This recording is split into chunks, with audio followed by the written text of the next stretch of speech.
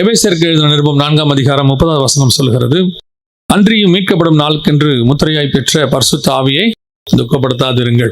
நாம் அறிந்திருக்கிறபடி இயேசுவானவர் பரலோகத்திற்கு ஏறி போவதற்கு முன்பதாக நமக்கு வாக்கு பண்ணினது, அதுவும் பிதாவின் வாக்கு தத்தம் என்று வேதம் சொல்லுகிறது. நீங்கள் கலாத்தியருக்கு வாசிக்கும் பொழுது பிதாவின் வாக்கு தத்தம் அப்படின்னு இருக்கிறோம். அப்போஸ்தலர் நடவடிக்கைகளை சொல்லும் போது பிதாவின் வாக்கு தத்தம் நிறைவேற நீங்கள் எருசலேமிலே காத்திருங்கள் என்று கர்த்தர் சொன்னார். அப்போ பரிசுத்தாவின் அபிஷேகத்தை குறித்து தான் அது சொல்லப்படுகிறது. பரிசுத்த ஆவியானவரை குறித்து இப்பொழுது இல்லை, ஆவியானவர் இல்லை, அந்நிய பாஷை இல்லை, இப்படி நிறைய உபதேசங்கள் இருந்தாலும் கூட வேதாகமத்தினுடையதான சத்தியத்தின்படி பரிசுத்த ஆவியானவர் உண்டு. பரிசுத்த ஆவியானவர் தான் சபையை நடத்துகிறார். பரிசுத்த ஆவியானவர் தான் சபைக்கு போதிக்கிறார். இன்னும் சொல்ல போனால் இப்போது நம் கையில் இருக்கிற வேத வாக்கியங்கள் எல்லாம் தேவ ஆவியானவராலே அருளப்பட்டிருக்கிறது. அருளப்படுவது மட்டுமல்ல, அவர் தான் போதிக்கிறவராகவும் இருக்கிறார். அப்ப இந்த ஆவியானவர் தான் நமக்கு முத்திரை, சீல் அப்படின்னு அர்த்தம். அதோட அர்த்தம் என்னன்னா, நீங்கள் பார்த்துருப்பீங்க, எந்த ஒரு இடத்துக்கு போகும்போதும், வெளிநாட்டுக்கு போனீங்கன்னா கூட அந்த நாட்டுக்குள்ள நுழையும் போது ஒரு சீல் போடுவாங்க. பாஸ்போர்ட்ல என்ன செய்வாங்க, சீல் போடுவாங்க. அல்லது நீங்க ஒரு தீம் பார்க் எதுக்காவது நீங்க போனீங்கன்னா அவங்க கையில என்ன செய்வாங்க, ஒரு காரியத்தை கட்டி ஒரு சின்ன ஓட்டை போடுவாங்க, ஏதோ ஒன்று செய்வாங்க இல்லையா? அந்த மாதிரி பரலோகத்துக்குள்ள நுழைவதற்கு பரிசுத்த ஆவியானவர் தான் நமக்கு என்னவாக இருக்கிறார், சீலாக இருக்கிறார். அவர் தான் வசனம் சொல்லுது, பரிசுத்த ஆவியை துக்கப்படுத்தாதிருங்கள், மீட்கப்படும் நாளுக்கென்று முத்திரையாய் பெற்ற பரிசுத்த ஆவி என்று வேதம் சொல்லுகிறது. அப்போ இந்த பரிசுத்த ஆவியானவர் கையில தான் எல்லாமே இருக்கு, சபை உருவாக்குதல். இப்போ ஆபிரகாம் என்ன செய்யறாரு, தன்னுடைய ஊழியக்காரரை அழைத்து நீங்க போய் என்ன பண்ணுங்க, ஈசாக்குக்கு போய் மணவாட்டியை பார்க்க சொல்றார். இப்போ மணவாட்டியை பார்த்து இவர் கூட்டிட்டு வர்றார். யார் கூட்டிட்டு வரா, ஊழியக்காரர் கூட்டிட்டு வர்றார். இந்த ஊழியக்காரருடைய கன்ஃபர்மேஷன் தான் ரெபேக்காளையும் ஈசாக்கையும் இணைக்கும். ஊழியக்காரர் என்ன கொடுக்கணும், அந்த கன்ஃபர்மேஷன் கொடுக்கணும். இந்த ரெபேக்கா வந்து ஈசாக்கு ஏத்தவங்க. எதை வச்சு சொல்றீங்க, நான் டெஸ்ட் பண்ணி பார்த்தேன், அவங்க நீரூற்று நிலையில் இருக்கும்போது ஒட்டகத்துக்கு தண்ணி ஊற்றணும்னு சொன்னேன், அவங்க சொன்னாங்க அப்படின்லாம் சொல்லணும். அதற்கு பிறகு அவங்க வீட்டுக்கு போனேன், அவங்க வீட்டில் வந்து என்ன நடந்தது, என்னென்ன காரியங்கள்லாம் நடந்தது, கடகம் போட்டேன். அதுக்கு பிறகு லாபான் வந்து ஒரு வாக்குத்தத்தம் பண்ணாரு, இந்த மாதிரி உன் சத்துரின் வாசல்களை சுதந்திர, இந்த மாதிரி எல்லா காரியத்தையும் சொன்னாதான் ஆபிரகாமுக்கு என்னவாகும், உத்தரவாதம் வரும். ஆமா கரெக்டு, நம்ம ஊழியக்காரர் கரெக்டான மணவாட்டியை தேர்ந்தெடுத்திருக்கிறார். அப்ப அந்த ஊழியக்காரருடைய பார்ட் ரொம்ப இம்பார்ட்டன்ட். மணவாட்டியை கொண்டு போய் மணவாளன்கிட்ட சேர்க்கிற வரைக்கும் அந்த ஊழியக்காரருடைய பார்ட். இதே மாதிரிதான் எஸ்தரை கொண்டு போய் நேர ராஜா கிட்ட கொடுக்க மாட்டாங்க. யார் கையில கொடுப்பாங்கன்னா ஏகாங்கிற ஒரு கையில தான் ஒப்படைப்பாங்க. அந்த ஏகா தான் என்ன பண்ணுவார்னு கேட்டீங்கன்னா, எஸ்தரை ரெடி பண்ணுவார். ஒரு வருஷம் அவங்க என்ன பண்ணுவார், 7 தாதி மாதர்களை வச்சு எஸ்தரை வந்து சுத்திகரிச்சு ராஜாவுக்கு ஏத்த மாதிரி மாத்துவாங்க. அதனால கடைசியா பார்த்தா ராஜா எஸ்தரை எல்லாரை பார்க்கலாம் அதிகமாய் நேசித்தான் அப்படின்னு. இந்த இடத்துக்கு வரணும்னா ஏகாவுடைய பார்ட் ரொம்ப இம்பார்ட்டன்ட். ஏகா இல்லாமல் எஸ்தரால் ராஜகுமாரத்தியாய் மாற முடியாது. அவர் தான் அங்க ரெடி பண்ணணும்னு வச்சுக்கோங்க. இங்க ஊழியக்காரன் இல்லாமல் ரெபேக்காளால் ஈசாக்கை சந்திக்கவே முடியாது. அவர் தான் சூஸ் பண்ணணும்னு வச்சுக்கோங்களேன். அதே மாதிரி தானியேலை கொண்டு போய் என்ன செய்வாங்கன்னு பாத்தீங்கன்னு சொன்னா, நேரடியாக ராஜாவுக்கு இடத்துல கொலு மண்டபத்தில் கொண்டு போய் உட்கார வைக்க மாட்டாங்க. முதல்ல என்ன கொண்டு வாங்க பாத்தீங்கன்னா, ஒருத்தர் கையில போய் ஒப்படைப்பாங்க. பிரதானியின் கையில இருக்கும், இங்கிலீஷ்ல ஈனோக்குன்னு இருக்கும். அவர் கையில கொண்டு போய் ஒப்படைப்பாங்க. அவர் தான் ராஜாவுக்கு அந்த மந்திரியாக இருக்கக்கூடிய, தளபதியாக இருக்கக்கூடிய, அல்லது அந்த இடத்துல கவர்னராக இருக்கக்கூடியதான தானியேலை மாற்றுவதற்கான வேலையை யார் செய்வார்னா இவர் தான் செய்வார். அந்த பிரதானி தான் செய்வார். இவர் ரெடி பண்ணி தான் கொண்டு போய் கொடுப்பார். அதே மாதிரி தான் உங்களை என்னையும் பூமியிலிருந்து கர்த்தர் செலக்ட் பண்ணிட்டாரு. ஆனா செலக்ட் பண்ண நம்மள இன்னைக்கு வச்சு ஆவியானவர் தான் ரெடி பண்ணிட்டு இருக்கிறார். ஆவியானவருடைய கன்ஃபர்மேஷன் இருந்தால்தான் நீங்கள் நானும் மணவாளனை சந்திக்க போக முடியும். ஆவியானவருடைய கன்ஃபர்மேஷன் இருந்தால்தான் நாம் பிதாவின் வீட்டுக்குள்ளே நுழைய முடியும். ஆவியானவர் நமக்கு உத்தரவாதம் கொடுத்தால்தான் நம்மை பரலோகம் ஏற்றுக்கொள்ளும். சோ மீட்கப்படும் நாளுக்கென்று முத்திரையான பரிசுத்த ஆவி, பரிசுத்தாவின் அபிஷேகத்தை பெறுகிறோம். எல்லாருமே பரிசுத்தாவின் அபிஷேகத்தை பெற்றவங்கள தான் நீங்க இருப்பீங்க. ஏன்னா சபைக்குள்ள வந்த உடனே இந்த பரிசுத்தாவின் அபிஷேகத்தை பெறதுல இருவேறு கருத்து இருக்கு. அதை மட்டும் நான் சொல்லிட்டு அதுக்கப்புறம் நம்ம செய்திக்குள்ள போயிருவோம். இருவேறு கருத்துனா என்னன்னா, நீங்க ரட்சிக்கப்பட்ட உடனே ஆவியானவர் உங்களுக்குள்ள வந்துடுறாரு அப்படின்னு சொல்லி ஒரு சிலர் நம்புறாங்க. பரிசுத்த ஆவியானவரால தான் நம்ம ரட்சிப்புக்குள்ளேயே வரோம், அவர் தான் நம்மளை ரட்சிப்புக்கு எதுவா நடத்தினாரு. சோ பரிசுத்த ஆவியானவர் வந்து உங்களுக்குள்ள இல்லாட்டி இதெல்லாம் நடந்திருக்காது, தனியா பரிசுத்தன் அபிஷேகம் ஒண்ணு கிடையாது அப்படின்னு சொல்லுவாங்க. வேதத்துல இருந்து நான் 2 உதாரணத்தை சொல்லிடுறேன். முதலாவதாக 3.5 வருஷமாக 12 சீஷர்கள் பின்தொடர்றாங்க. எல்லாத்தையும் விட்டுட்டு பின்தொடர்றாங்க. ஆனா பரிசுத்தாவின் அபிஷேகத்தை பெற்றாங்க, நாங்க இல்ல. இயேசு சொல்றாரு, உன்னதத்துல இருந்து பலன் வருகிற வரைக்கும் நீங்கள் எருசலேமில் போய் என்ன செய்யுங்க, தங்கி இருங்கள் அப்படிங்கிறார். அப்ப இயேசு கூடவே நடந்தாலும், இயேசுக்கு பின்னாடியே வந்தாலும், இயேசு கூடவே தங்கினாலும் 3.5 வருஷம் இருந்தாலும் அவங்க இன்னும் என்ன பெறல, பரிசுத்தாவின் அபிஷேகத்தை பெறல. இன்னும் சொல்ல போனா உலகத்திலேயே பரிசுத்தாவினாலேயே பிறந்தவர் அவர் ஒருத்தர் மட்டும்தான் இருக்கிறாரு. பரிசுத்தாவின் அபிஷேகத்தால் நிரப்பப்பட்டவர் ஒருத்தர் தான் இருக்கிறாரு. அவர் கூட இருந்தே அவங்க என்ன பெறல, பரிசுத்தாவின் அபிஷேகத்தை பெறல. அதுக்கு அவங்க காத்திருக்க வேண்டியதாக இருந்துச்சு. ஒருவேளை இப்படி சொல்லுவாங்க, அதெல்லாம் இயேசு பரிசுத்தாவின் அபிஷேகத்தை கொடுக்கிற வரைக்குங்க, அதுக்கப்புறம் இயேசுவின் காலத்துக்கு பிறகு சாதாரண பரிசுத்தாவி எல்லாருக்குள்ளே வந்துடுறாரு. அப்படியும் இல்லை, தமஸ்குக்கு போற வழியிலேயே பவுல் என்ன செய்யறாரு, இயேசுவை சந்திச்சாரு, சவுண்டை கேட்டுறாரு, சவுலே சவுலே நீ ஏன் என்னை துக்கப்படுத்துகிறாய் அப்படின்னு சொன்ன உடனே அங்கேயே ஆண்டவர் அவர் சவுலை சந்திச்சார். ஆனா நேர்த்தருவில் போய் அவர் தங்கி இருந்து ஒரு வீட்டுக்குள்ள இருக்கும் பொழுது அனனியா போய் அவர் மேல என்ன செய்யறாரு, பரிசுத்த அபிஷேகத்தை அவர் பெற்றுக்கொள்கிறார் என்று சொல்லி நாம் பார்க்கிறோம். ஏன் அப்போ பரிசுத்த அபிஷேகம் அதுக்கப்புறம் வந்துருச்சு, ஆவியில அவங்க இருந்து நியாய தீர்ப்பு கொடுக்குற அளவுக்கு மாறிட்டாங்க பேதுருவெல்லாம் அனனியா சப்பீராளுக்கு. இது அதுக்கப்புறம் நடக்கிற சம்பவம். அப்போ பரிசுத்தவனுடைய ஆளுகை இருக்கு, ஆனாலும் ரட்சிக்கப்பட்ட உடனே ஆவியானவர் உள்ளே வரல. ஒரு நாள் வருகிறது, கரெக்டாக உள்ளே வருகிறார் ஆவியானவர். அதனால எதுக்கு உங்களுக்கு என்ன சொல்ல வரேன்னா, பரிசுத்தாவின் அபிஷேகம் என்பது அவசியம், கட்டாயம் பெற வேண்டும். திருச்சபைக்குள்ளே வந்த பிறகுதான் அது கிடைக்கும். ஆண்டவர் ஏற்றுக்கொள்ளப்பட்ட பிறகு, நான் சொல்றது கட்டடத்துக்குள்ள அல்ல, கர்த்தருக்குள் வந்த பிறகுதான் அது கிடைக்கும். சோ பரிசுத்தாவியானவர் நமக்குள்ள வந்துடுறாரு. நம்ம எல்லாம் ஆவிக்குரிய சபையாக இருக்கிறோம். இன்னைக்கு ஆவிக்குரிய சபைகள் என்று சொல்லக்கூடியவர்கள் எல்லாருமே இருக்கிறோம். பரிசுத்தாவியானவரை விசுவாசிக்காத ஒரு கூட்டம் இருக்கு, ஆனால் பெரும்பான்மையானவர்கள் பரிசுத்தாவியானவரை விசுவாசிக்கிறார்கள். அப்படி விசுவாசிக்கும் பொழுது இந்த பரிசுத்த ஆவியை நமக்குள்ள ஆண்டவர் கொடுத்திருக்கிறாரு. வசனம் சொல்லுது, அவரை துக்கப்படுத்தாதபடி பார்த்துக்கோங்கன்னு இருக்கிறது. எப்போ வரைக்கும்? அவர் வருகிற வரைக்கும், அல்லது இவர் கொண்டு போய் நம்மளை அவங்ககிட்ட ஒப்படைக்கிற வரைக்கும். இப்போ உங்ககிட்ட ஒரு கேள்வி கேட்கிறேன், ஆவியானவர் உங்களுக்குள்ள துக்கத்தோடு இருக்கிறாரா, சந்தோஷமாக இருக்கிறாரா? துக்கத்தோடு இருக்கிறாரா, சந்தோஷமா இருக்கிறாராங்கிறது உங்களுக்கு தான் தெரியும், உங்க கூட இருக்கிற ஆவியானவருக்கு தான் தெரியும். நமக்குள்ள வேதம் சொல்லுது துக்கப்படுத்தாதபடி. இந்த எபேசியர் 4:30 எவ்வளவு அழகா எழுதுறா பாருங்களேன். மீட்கப்படும் நாளுக்கென்று முத்திரையாய் பெற்ற பரிசுத்த ஆவியை துக்கப்படுத்தாதிருங்கள். ஏன்னா உள்ளுக்குள்ள வந்து இருக்கிறார். ஏன்னா ஆவியானவர் சாதாரணமான விஷயமே கிடையாது. பரிசுத்த ஆவியானவர், அவருக்கு பேரு என்னது? பரிசுத்த ஆவியானவர். நீங்க பார்த்திருப்பீங்க முந்தியெல்லாம், இப்போ கொஞ்சம் மாறிடுச்சு. முந்தியெல்லாம் பார்த்திருப்பீங்க, இந்த ரோட்ல ட்ரைனேஜ் கிளீன் பண்றவங்கள பார்த்திருப்பீங்க. அந்த பெரிய சம்புக்குள்ள இறங்கி கிளீன் பண்ணுவாங்க. நான் சின்ன குழந்தையா இருக்கும் போதெல்லாம் உள்ள முங்கி போய் கிளீன் பண்ணிட்டு வரவங்களாம் இருப்பாங்க. அவர்களும் மனுஷர்கள் தான். அவர்களுக்கு எவ்வளவு வேதனை இருக்கும், அந்த நேரத்தில் எவ்வளவு கஷ்டம் இருக்கும், எவ்வளவு துர்நாற்றம், எல்லாத்தோடு கூட சகிச்சுக்கிட்டு அவங்க என்ன பண்ணுவாங்க, ஒரு அந்த இடத்த கிளீன் பண்ணணும், இல்லைன்னா அந்த ஏரியாவே என்னவாயிரும், நாசமா போயிடும். அந்த ஜனங்களுக்காக அவர் என்ன பண்ணுவாங்கன்னா, அந்த ஒருத்தர் உள்ள போயிட்டு வர்றாரு. அது எவ்வளவு பெரிய தியாகம் பாருங்க. அதுல செத்து போனவங்களாம் இருக்காங்க, உள்ள அந்த இது அடைச்சு அப்படியே செத்து போனவங்களாம் இருக்கிறாங்க. அவ்வளோ பெரிய தியாகம் அது. அந்த தியாகத்திலிருந்து லட்சம் மடங்கு கோடி மடங்கு பெருசுதான் ஆவியானவர் உங்களுக்குள்ளேயும் எனக்குள்ளேயும் வாசம் பண்ணுவது. அது ஒரு 10 பேருடையதான கழிவுகளுக்குள்ள அவங்க போயிட்டு வராங்க. நம்முடைய ஜென்ம சுபாவத்தில் இருக்கிற பாவத்துக்குள்ள ஆவியானவர் வாழ்ந்து கொண்டிருக்கிறார். அவர் அப்படியே உள்ள அந்த நாத்தத்துக்கு நடுவில் உட்கார்ந்து இருக்கிறாரு. இன்னும் சொல்ல போனா, நீங்க ரத்தத்தால கழுவப்பட்டு சுத்தமாயிட்டீங்க, பழையது கிளீன் ஆயிடுச்சு, பழைய ட்ரைனேஜ் அவர் கிளீன் பண்ணிட்டு போயிட்டாரு. ஆனா புதுசா கழிவுகள் வந்து விழுந்துகிட்டே இருக்கும். ரட்சிக்கப்பட்ட பிறகு நம்ம கிட்ட பாவம் இல்லைன்னு சொல்ல முடியுமா? பாவம் இல்லை என்று சொல்லுவோமானால் நம்ம என்ன செய்யறோம்? பைபிள் சொல்லுது, யோவான் எழுதுறாரு. அப்ப நல்லா கவனிச்சுக்கொள்ளுங்க, நமக்குள்ள இன்னும் அந்த பாவம் இருக்கு. அப்ப இந்த ஆவியானவர் என்ன பண்ணுவாரு, இன்னும் உட்கார்ந்து அதை சரி பண்ணிட்டே இருப்பாரு. ஆனா சரி பண்ணிட்டே இருக்கும் பொழுது அவர் துக்கத்தோட சரி பண்றாரா? அவர் சரி பண்றதுக்கு தான் இருக்கிறார். ஏன்னா வசனம் தெளிவா சொல்லுது, யோவான் 16 அவர் பாவத்தை குறித்தும் நீதியை குறித்தும் நியாயத்தீர்ப்பை குறித்தும் உலகத்தை கண்டித்து உணர்த்துவார். அவருடைய வேலையே அதுதான், கிளீன் பண்றது தான். ஆனால் கிளீன் பண்ற ஆவியானவர் உங்களுக்குள்ள எனக்குள்ளேயும் சந்தோஷமா கிளீன் பண்றாரான்றதான் கேள்வி. வீட்டில் வேலை இருக்கும், நிறைய பார்த்தீங்கன்னா சகோதரிமார்கள் வீட்டு வேலையை எடுத்து போட்டு செய்வாங்க, எல்லா வேலையும் செய்வாங்க ரொம்ப. ஆனால் சந்தோஷமா செய்யறோமா துக்கமா செய்யறோமா அந்த வேலைங்கிறது தான் ரொம்ப முக்கியம். வேதம் சொல்லுது, துக்கப்படுத்தாதபடி பார்த்துக்கொள்ளுங்கள் அப்படின்னு இருக்கு. அப்ப இந்த வசனத்தை காலையில் தியானிச்சுட்டே இருக்கும்பொழுது ஆவியானவர் உணர்த்தின ஒரு காரியம், நான் எப்பெல்லாம் துக்கப்படுறேன் தெரியுமா? நான் உனக்குள்ள இருந்து துக்கப்படுற காரியங்கள் உனக்கு தெரியுமா? நான் எப்பெல்லாம் துக்கப்பட்டுக்கிட்டு இருக்கிறேன், எல்லாருக்குள்ளேயும் அந்த காரியம் நான் துக்கப்படுற காலம் எப்போ இருக்கு தெரியுமா அப்படின்னு சொல்லி சில காரியங்களை கர்த்தர் உணர்த்தினார். வாசிங்க, ஆதியாகமத்தின் புஸ்தகம் 6ஆம் அதிகாரம் 7வது வசனத்தை வாசிங்க. அப்பொழுது கர்த்தர் நான் சிருஷ்டித்த மனுஷனை பூமியின் மேல் வைக்காமல் மனுஷன் முதற்கொண்டு மிருகங்கள், ஊரும் பிராணிகள், ஆகாயத்து பறவைகள் பரியந்தமும் உண்டாயிருக்கிறவைகளை நிகிரகம் பண்ணுவேன். நான் அவர்களை உண்டாக்கினது எனக்கு மனஸ்தாபமா இருக்கிறது. இதுதான் முதல்ல கர்த்தருக்கு மனஸ்தாபம் ஏற்படுச்சான். கர்த்தர் அப்பதான் என்ன செய்யறாராம், ரொம்ப வேதனைப்படுறாராம். நான் இவனை மனஸ்தானம் உண்டாக்கிட்டேனே நான் இப்படி. எனக்கு ரொம்ப ஆச்சரியமா இருந்துச்சு இந்த காரியத்தை கர்த்தர் சொல்லும் போது. ஏன் அப்படின்னு கேட்டீங்கன்னா, ஆதியாகமத்துல 3ஆம் அதிகாரத்துல ஆதாம் பாவம் செய்யறாரு. பாவம் செய்யும் போது கர்த்தர் துக்கப்பட்டாருன்னு இல்ல, மனஸ்தாபப்பட்டாருன்னு இல்ல, வேதனைப்பட்டாருன்னு இல்ல, கவலைப்பட்டார், எதுவுமே இல்லை அந்த இடத்துல. நீங்க போய் 3ஆம் அதிகாரத்தை வாசிச்சு பாருங்க. ஆதாம் கூட உட்காந்து பேசிக்கிட்டு இருப்பாரு. ஆதாமே நீ எங்கே இருக்கிறாய்? நான் விளக்கின கனியை நீ புசித்தாயோ? அப்புறம் நீ உன் மனைவியின் பேச்சை கேட்டபடியினால், இப்படின்னு சொல்லிட்டு ஆண்டவர் பேசிக்கிட்டே இருப்பாரு.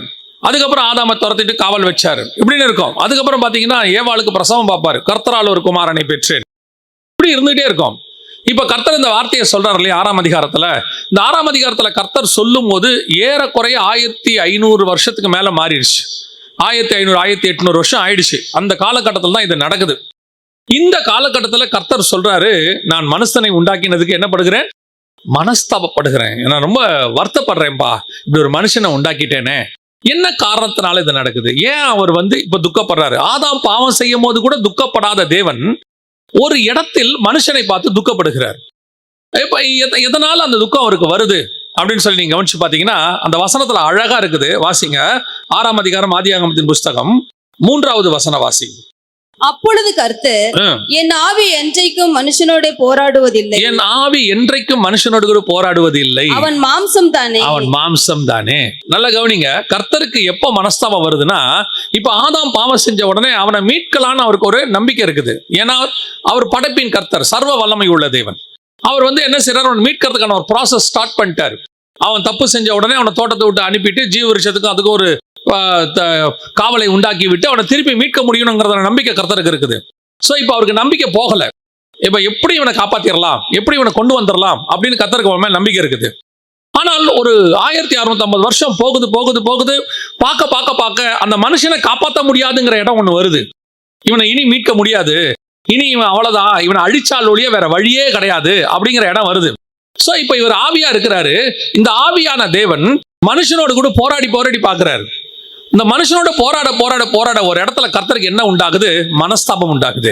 இவனை காப்பாற்ற முடியாது, இவனை அழிக்கத்தான் வேணும். இதுதான் கர்த்தர் மனஸ்தாபப்பட்டது. நம்ம கிட்ட கர்த்தர் எத்தனை தடவை போராடிக்கிட்டு இருக்கிறார் யோசிச்சு பாருங்க. நான் ஒரு வசனத்தை வச்சு யோசிச்சு பார்த்தேன். ஆண்டவர் சொல்றாரு, எத்தனை தடவை மன்னிக்க வேண்டும் என்று கேட்டபோது எத்தனை தடவை மன்னிக்க சொன்னாரு? 770 தடவை. இந்த 770 தடவைங்கிறத நிறைய பேர் நிறைய இன்டர்பிரேஷன் கொடுக்குறாங்க. 770 என்ன அப்படின்னா 770 தடவை மன்னிக்க சொன்னார் ஒரு நாளைக்கு அப்படின்னு சொல்லி. இன்னும் கொஞ்சம் பேர் சொல்றாங்க 7 × 70 490 தடவை மன்னிக்க சொன்னாரு அப்படின்னு சொல்றாங்க. அது எத்தனை தடவையோ, 770 அல்லது 490 அல்லது 7 பக்கத்துல 70 சைபர் போட்டுக்கிட்டீங்களோ, எத்தனை தடவை வேணா இருக்கட்டும், கர்த்தர் மன்னிக்க வல்லமை உள்ளவர். கர்த்தர் மன்னிக்க அவர் எந்த காலகட்டத்திலும் மன்னிக்கிறதுல சலைச்சவரே கிடையாது. அவரை போல நம்ம மன்னிக்கிறதுக்கு ஒரு தேவன் உலகத்துல கிடையவும் கிடையாது. ஆனால் ஒரு இடத்துல கர்த்தர் முடிவு எடுக்கிறாரு, இவனை காப்பாற்ற முடியாது, இவன் அவ்வளவுதான் அப்படின்னா எந்த இடத்துல அவனுடைய மாம்சம் என்னைக்கு இந்த ஆவியோடு கூட போராட தொடங்குகிறதோ, இவர் ஆவி என்ன பண்றாரு? மாம்சத்தை ஜெயிக்கிறதுக்கு வழி சொல்லி கொடுக்கிறாரு, அவனை காப்பாற்றணும்னு நினைக்கிறாரு. ஆனா இவன் என்ன பண்றானா, அவரோடு கூட போராடுறான். கர்த்தர் காப்பாற்ற நினைக்கிறாரு. நீங்க போய் இந்த வசனத்தை அப்படியே, இந்த காரியத்தை 6ஆம் அதிகாரத்தை அப்படியே பவுல் எழுதுவார். வாசிங்க.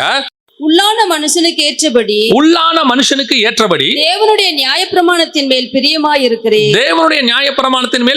இருக்கிறேன். நல்லா கவனிச்சுக்கொள்ளுங்க. எனக்குள்ள ஒரு மனுஷன் இருக்கா, மறுபடி பிறந்துட்டான்.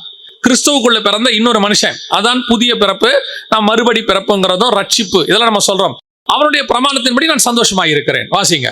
ஆகிலும் என் மனதின் பிரமாணத்துக்கு விரோதமாய், என் மனதின் பிரமாணம் உள்ள எனக்குள்ள ஒரு சந்தோஷம் இருக்குதுல்ல, கரெக்டா மறுபடி பிறந்துட்டேன், வசனத்தை ஃபாலோ பண்றேன், இப்படி எல்லாம் இருக்கணும்னு நினைக்கிறேன். இந்த மனதின் பிரமாணத்துக்கு விரோதமாய் போராடுகிற வேறொரு பிரமாணத்தை என் அவயவங்களில் இருக்க காண்கிறேன். அது என் அவயங்களில் உண்டாயிருக்கிற பாவ பிரமாணத்துக்கு என்னை சிறையாக்கி கொள்ளுகிறது. இப்போ பவுல் நம்மள மாதிரி அவர் எழுதுறாரு, எனக்குள்ள ஆசை இருக்குது, எனக்குள்ள ஒரு பிரமாணம் இருக்குது, நான் மறுபடி பிறந்துட்டேன், கிறிஸ்துவுக்குள்ள வந்துட்டேன்.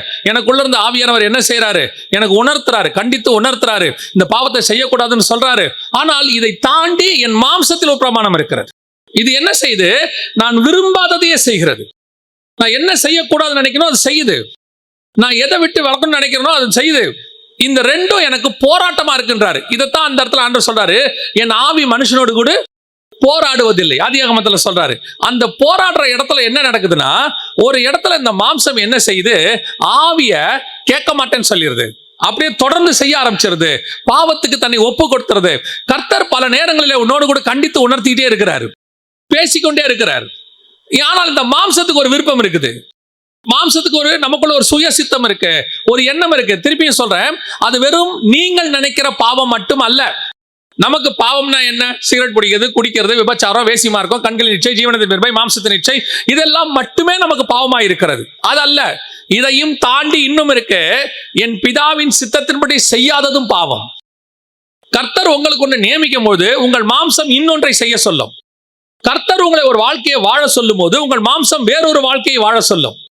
கர்த்தர் ஒன்றை நியமித்து ஒரு பாதையில உங்களை ஓட சொல்லும் போது உங்கள் மாம்சம் இன்னொன்றை செய்ய சொல்லும். ஏன்னா மாம்சம் உலகத்துக்கு ஏத்த மாதிரி உங்களை செயல்பட சொல்லும். இங்க இருக்கிறதுக்கு பிராக்டிக்கலா அதுதான் சரின்னு சொல்லும். ஆனால் ஆவி இருக்குதுல்ல, அது பரலோகத்துக்கு ஏத்த மாதிரி உங்களை செய்ய சொல்லும்.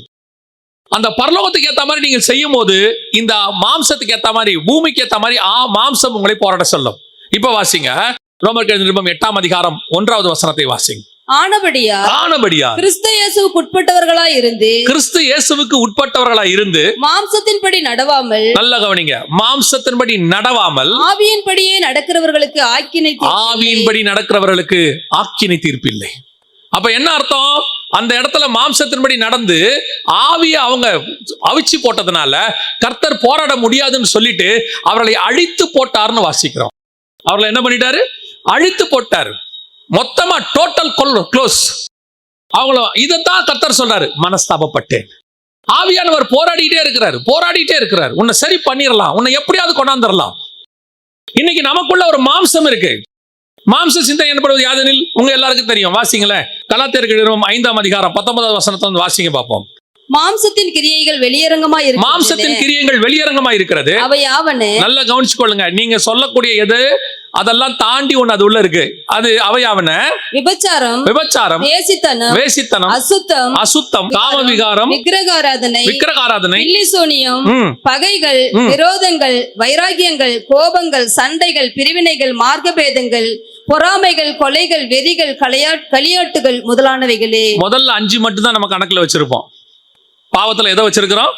முதல்ல 5 தான் கணக்குல வச்சிருப்போம். திருப்பி வாசிங்க.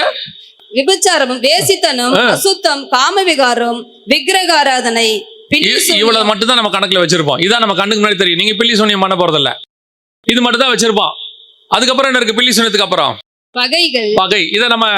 இதை வந்து மாம்சமாவே நினைக்க மாட்டோம். எனக்கு அவனை பிடிக்கவே பிடிக்காது, அவனை கண்டாலே எரிச்சல்.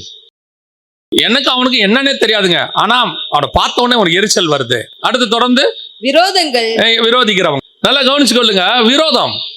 எனக்கு ஒரு ஊழியக்காரர் அடிக்கடி ஒரு வார்த்தை சொல்லுவார், நான் கேட்டிருக்கிறேன். எனக்கு இந்த உலகத்துல விரோதியே இல்லைம்பார். அது சாதாரணமா சொல்ல முடியாது, பொய்யெல்லாம் சொல்ல முடியாது. கர்த்தருக்கு முன்பாக பொய் சொன்னா அது பொய்யாயிரும். அவர் அழகா சொல்லுவார், எனக்கு விரோதியே இல்லை ஜெகன் அப்படிம்பார். ஏன்னு சொன்னா அவங்க என்ன பகைச்சாலும் நான் பகைக்க மாட்டேன்பார். எனக்கு அது தேவையே இல்லைம்பார். ஏன் தெரியுமா? நீங்கள் விரோதிக்கிறது, அவங்க விரோதிக்கிறாங்களா இல்லைன்னு அவங்க ஆவிக்கு உட்பட்டது, அது அவங்க இஷ்டம். அவங்க உங்க மேல பொறாமையா இருக்கிறாங்களா, அந்த லிஸ்ட்ல எல்லாம் அவங்க இருக்கிறாங்களான்றது அவங்க இஷ்டம். உங்களுக்குள்ள இல்லைன்னு மட்டும் பார்த்துக்கோங்க. அவன் லஞ்சம் வாங்குறான்ன்றது அவனுக்கு உள்ளது, நான் வாங்கலன்றது ரொம்ப இம்பார்ட்டன்ட். அதான் இம்பார்ட்டன்ட். எனக்குள்ள அவன் மேல பகை இல்லை, அவன் உன்னை பகைக்கிறான், அது அவனுடைய இஷ்டம். சவுல் தாவீதை கொல்ல வழி பார்த்தார், அது அவருடைய இஷ்டம். பொறாமை, கொலபாதகம் எல்லாம் இருக்கு. ஆனா தாவீது ஒரு நாளும் சவுலை கொல்ல வேண்டும் என்று நினைக்கவில்லை. தாவீதை ஒரு நாள் சவுலை பகைக்க வேண்டும் என்று நினைக்கல. அவன் மலஜலம் கழிக்க போகும்போது அவங்ககிட்ட இருக்க காரியத்தை எடுத்துட்டு வந்துட்டு சொல்றான், நான் நினைச்சிருந்தா உனக்கு கொண்டு இருக்கலாம், ஆனா நான் உனக்கு கொல்லல, ஏன்னா எனக்கு உன் மேல விரோதம் கிடையாது சொல்லி அனுப்புறான். உடனே அவன் சொல்றான், ஐயோ நீ என்னை பார்க்கலாம் நல்லவன், திருப்பி பகைக்கிறான். பகை இது எல்லாமே உங்கள் ஆவிக்கு விரோதமாய் போராடுறது. நாம என்ன நினைச்சுக்கிறோம் அப்படின்னா, சிலர் மேல நமக்கு ஒரு பொறாமை இருக்குது, சிலர் மேல நம்ம பகை இருக்குது, சிலர் செய்யற காரியங்களை பார்த்து அவங்க மேல உங்களுக்கு வந்து ஒரு எரிச்சல் இருக்கு, கசப்பு இருக்குது. இதெல்லாம் நீங்க நினைச்சுக்கிட்டு இருக்கிறீங்க, அவங்களால நான் செய்யறேன், அவங்க தான் காரணம் அப்படின்னு. கர்த்தர் சொல்றாரு, அவன் செஞ்சுட்டு போட்டோம், உனக்குள்ள அது இல்லாம பாத்துக்க, நீ அதை செய்யாம பாத்துக்க. காரணம் என்ன தெரியுமா? அவன் செஞ்சதுக்கு ஆக்கினை தீர்ப்பை அவன் அடைப்பான், ஆனா உனக்குள்ள அது வந்துருச்சுன்னு வச்சுக்க, அது உன்னை ஒரு நாள் கொன்று போடும். உன் ஆவியும் உன் மாம்சமும் போராட தொடங்கும். சில நேரத்துல என்ன பிரச்சனை தெரியுமா? இப்போ ஒரு உதாரணத்துக்கு நான் சொல்றேன். அப்சலோம் கூட அகிதாபேல் போய் சேர்ந்து கொள்வார். அகிதாபேல் யாருன்னு கேட்டீங்கன்னா, இந்த தாவீது, பத்சேபால், உரியா இருக்காங்கல்ல, அவங்களுடைய சொந்தக்கார ஃபேமிலி. ஸோ இப்போ இவருக்கு வந்து தாவீது மேல ஒரு வெறி இருக்கு, அல்லது ஒரு கோபம் இருக்கு. ஆனா ராஜா ஒன்றும் பண்ண முடியாது, ஒரு கசப்பு இருக்குது. என் ஃபேமிலிக்குள்ள நடந்த ஒரு சம்பவத்துல இவன் இப்படி பண்ணிட்டானேன்னு. பிரச்சனை எங்க இருக்குன்னு கேட்டீங்கன்னா, இவர் போய் என்ன பண்றாரு, அப்சலோம் கூட சேர்ந்துக்கிட்டு தாவீதை கொல்றதுக்கு வழி தேடுறாரு. பயங்கரமான ஆலோசனை கொடுக்கிறாரு. வேதம் சொல்லுது, அகிதோப்பேலின் ஆலோசனை எப்படி இருந்துச்சா? தேவனுடைய ஆலோசனை போல இருந்துச்சு, பயங்கரமான. ஆனால் வேதம் சொல்லுது, கர்த்தர் அவமாக்கி போட்டார். என் குடும்பத்துல நீ ஒரு பிரச்சனையை பண்ணிட்ட, நீ மோசமானவன், உன்னை பிளான் பண்ணி கவுக்குறேன் பாரு, உன்னை ஒழிச்சு கட்டுறேன் பாரு. ஆனா கர்த்தருடைய பார்வையில தாவீது கிட்ட நான் கணக்கு வாங்கிக்கிறேன். தாவீதை நான் என்ன பண்ணிடுறேன், என்ன நியாயம் தீர்க்கணும் அதை தீர்த்துக்கிறேன், நீ அந்த வேலையை செய்யக்கூடாது, அது உனக்குரிய வேலை இல்லை. கடைசியில பாருங்க, தாவீதை கர்த்தர் பழி வாங்கிட்டார். நியாயப்பிரமாணத்துக்கு ஏற்ற மாதிரி அந்த குழந்தையை கொன்று போட்டார்னு வசனம் சொல்லுது. அப்சலோமையும் கொண்டு போட்டாரு, அதுவும் இருக்கு. தாவீதை நியாயம் தீர்த்துட்டாரு. அதுக்கப்புறம் தாவீது மன்னிப்பு கேட்டாரு, கர்த்தர் தாவீதையும் மன்னிச்சிட்டார். நியாய தீர்ப்பும் கொடுத்து தண்டனையும் கொடுத்துட்டாரு, மன்னிக்கும் செஞ்சுட்டாரு. இப்ப விஷயம் என்னன்னா, தாவீது தப்பிச்சிட்டான். மாட்டினது யாரு?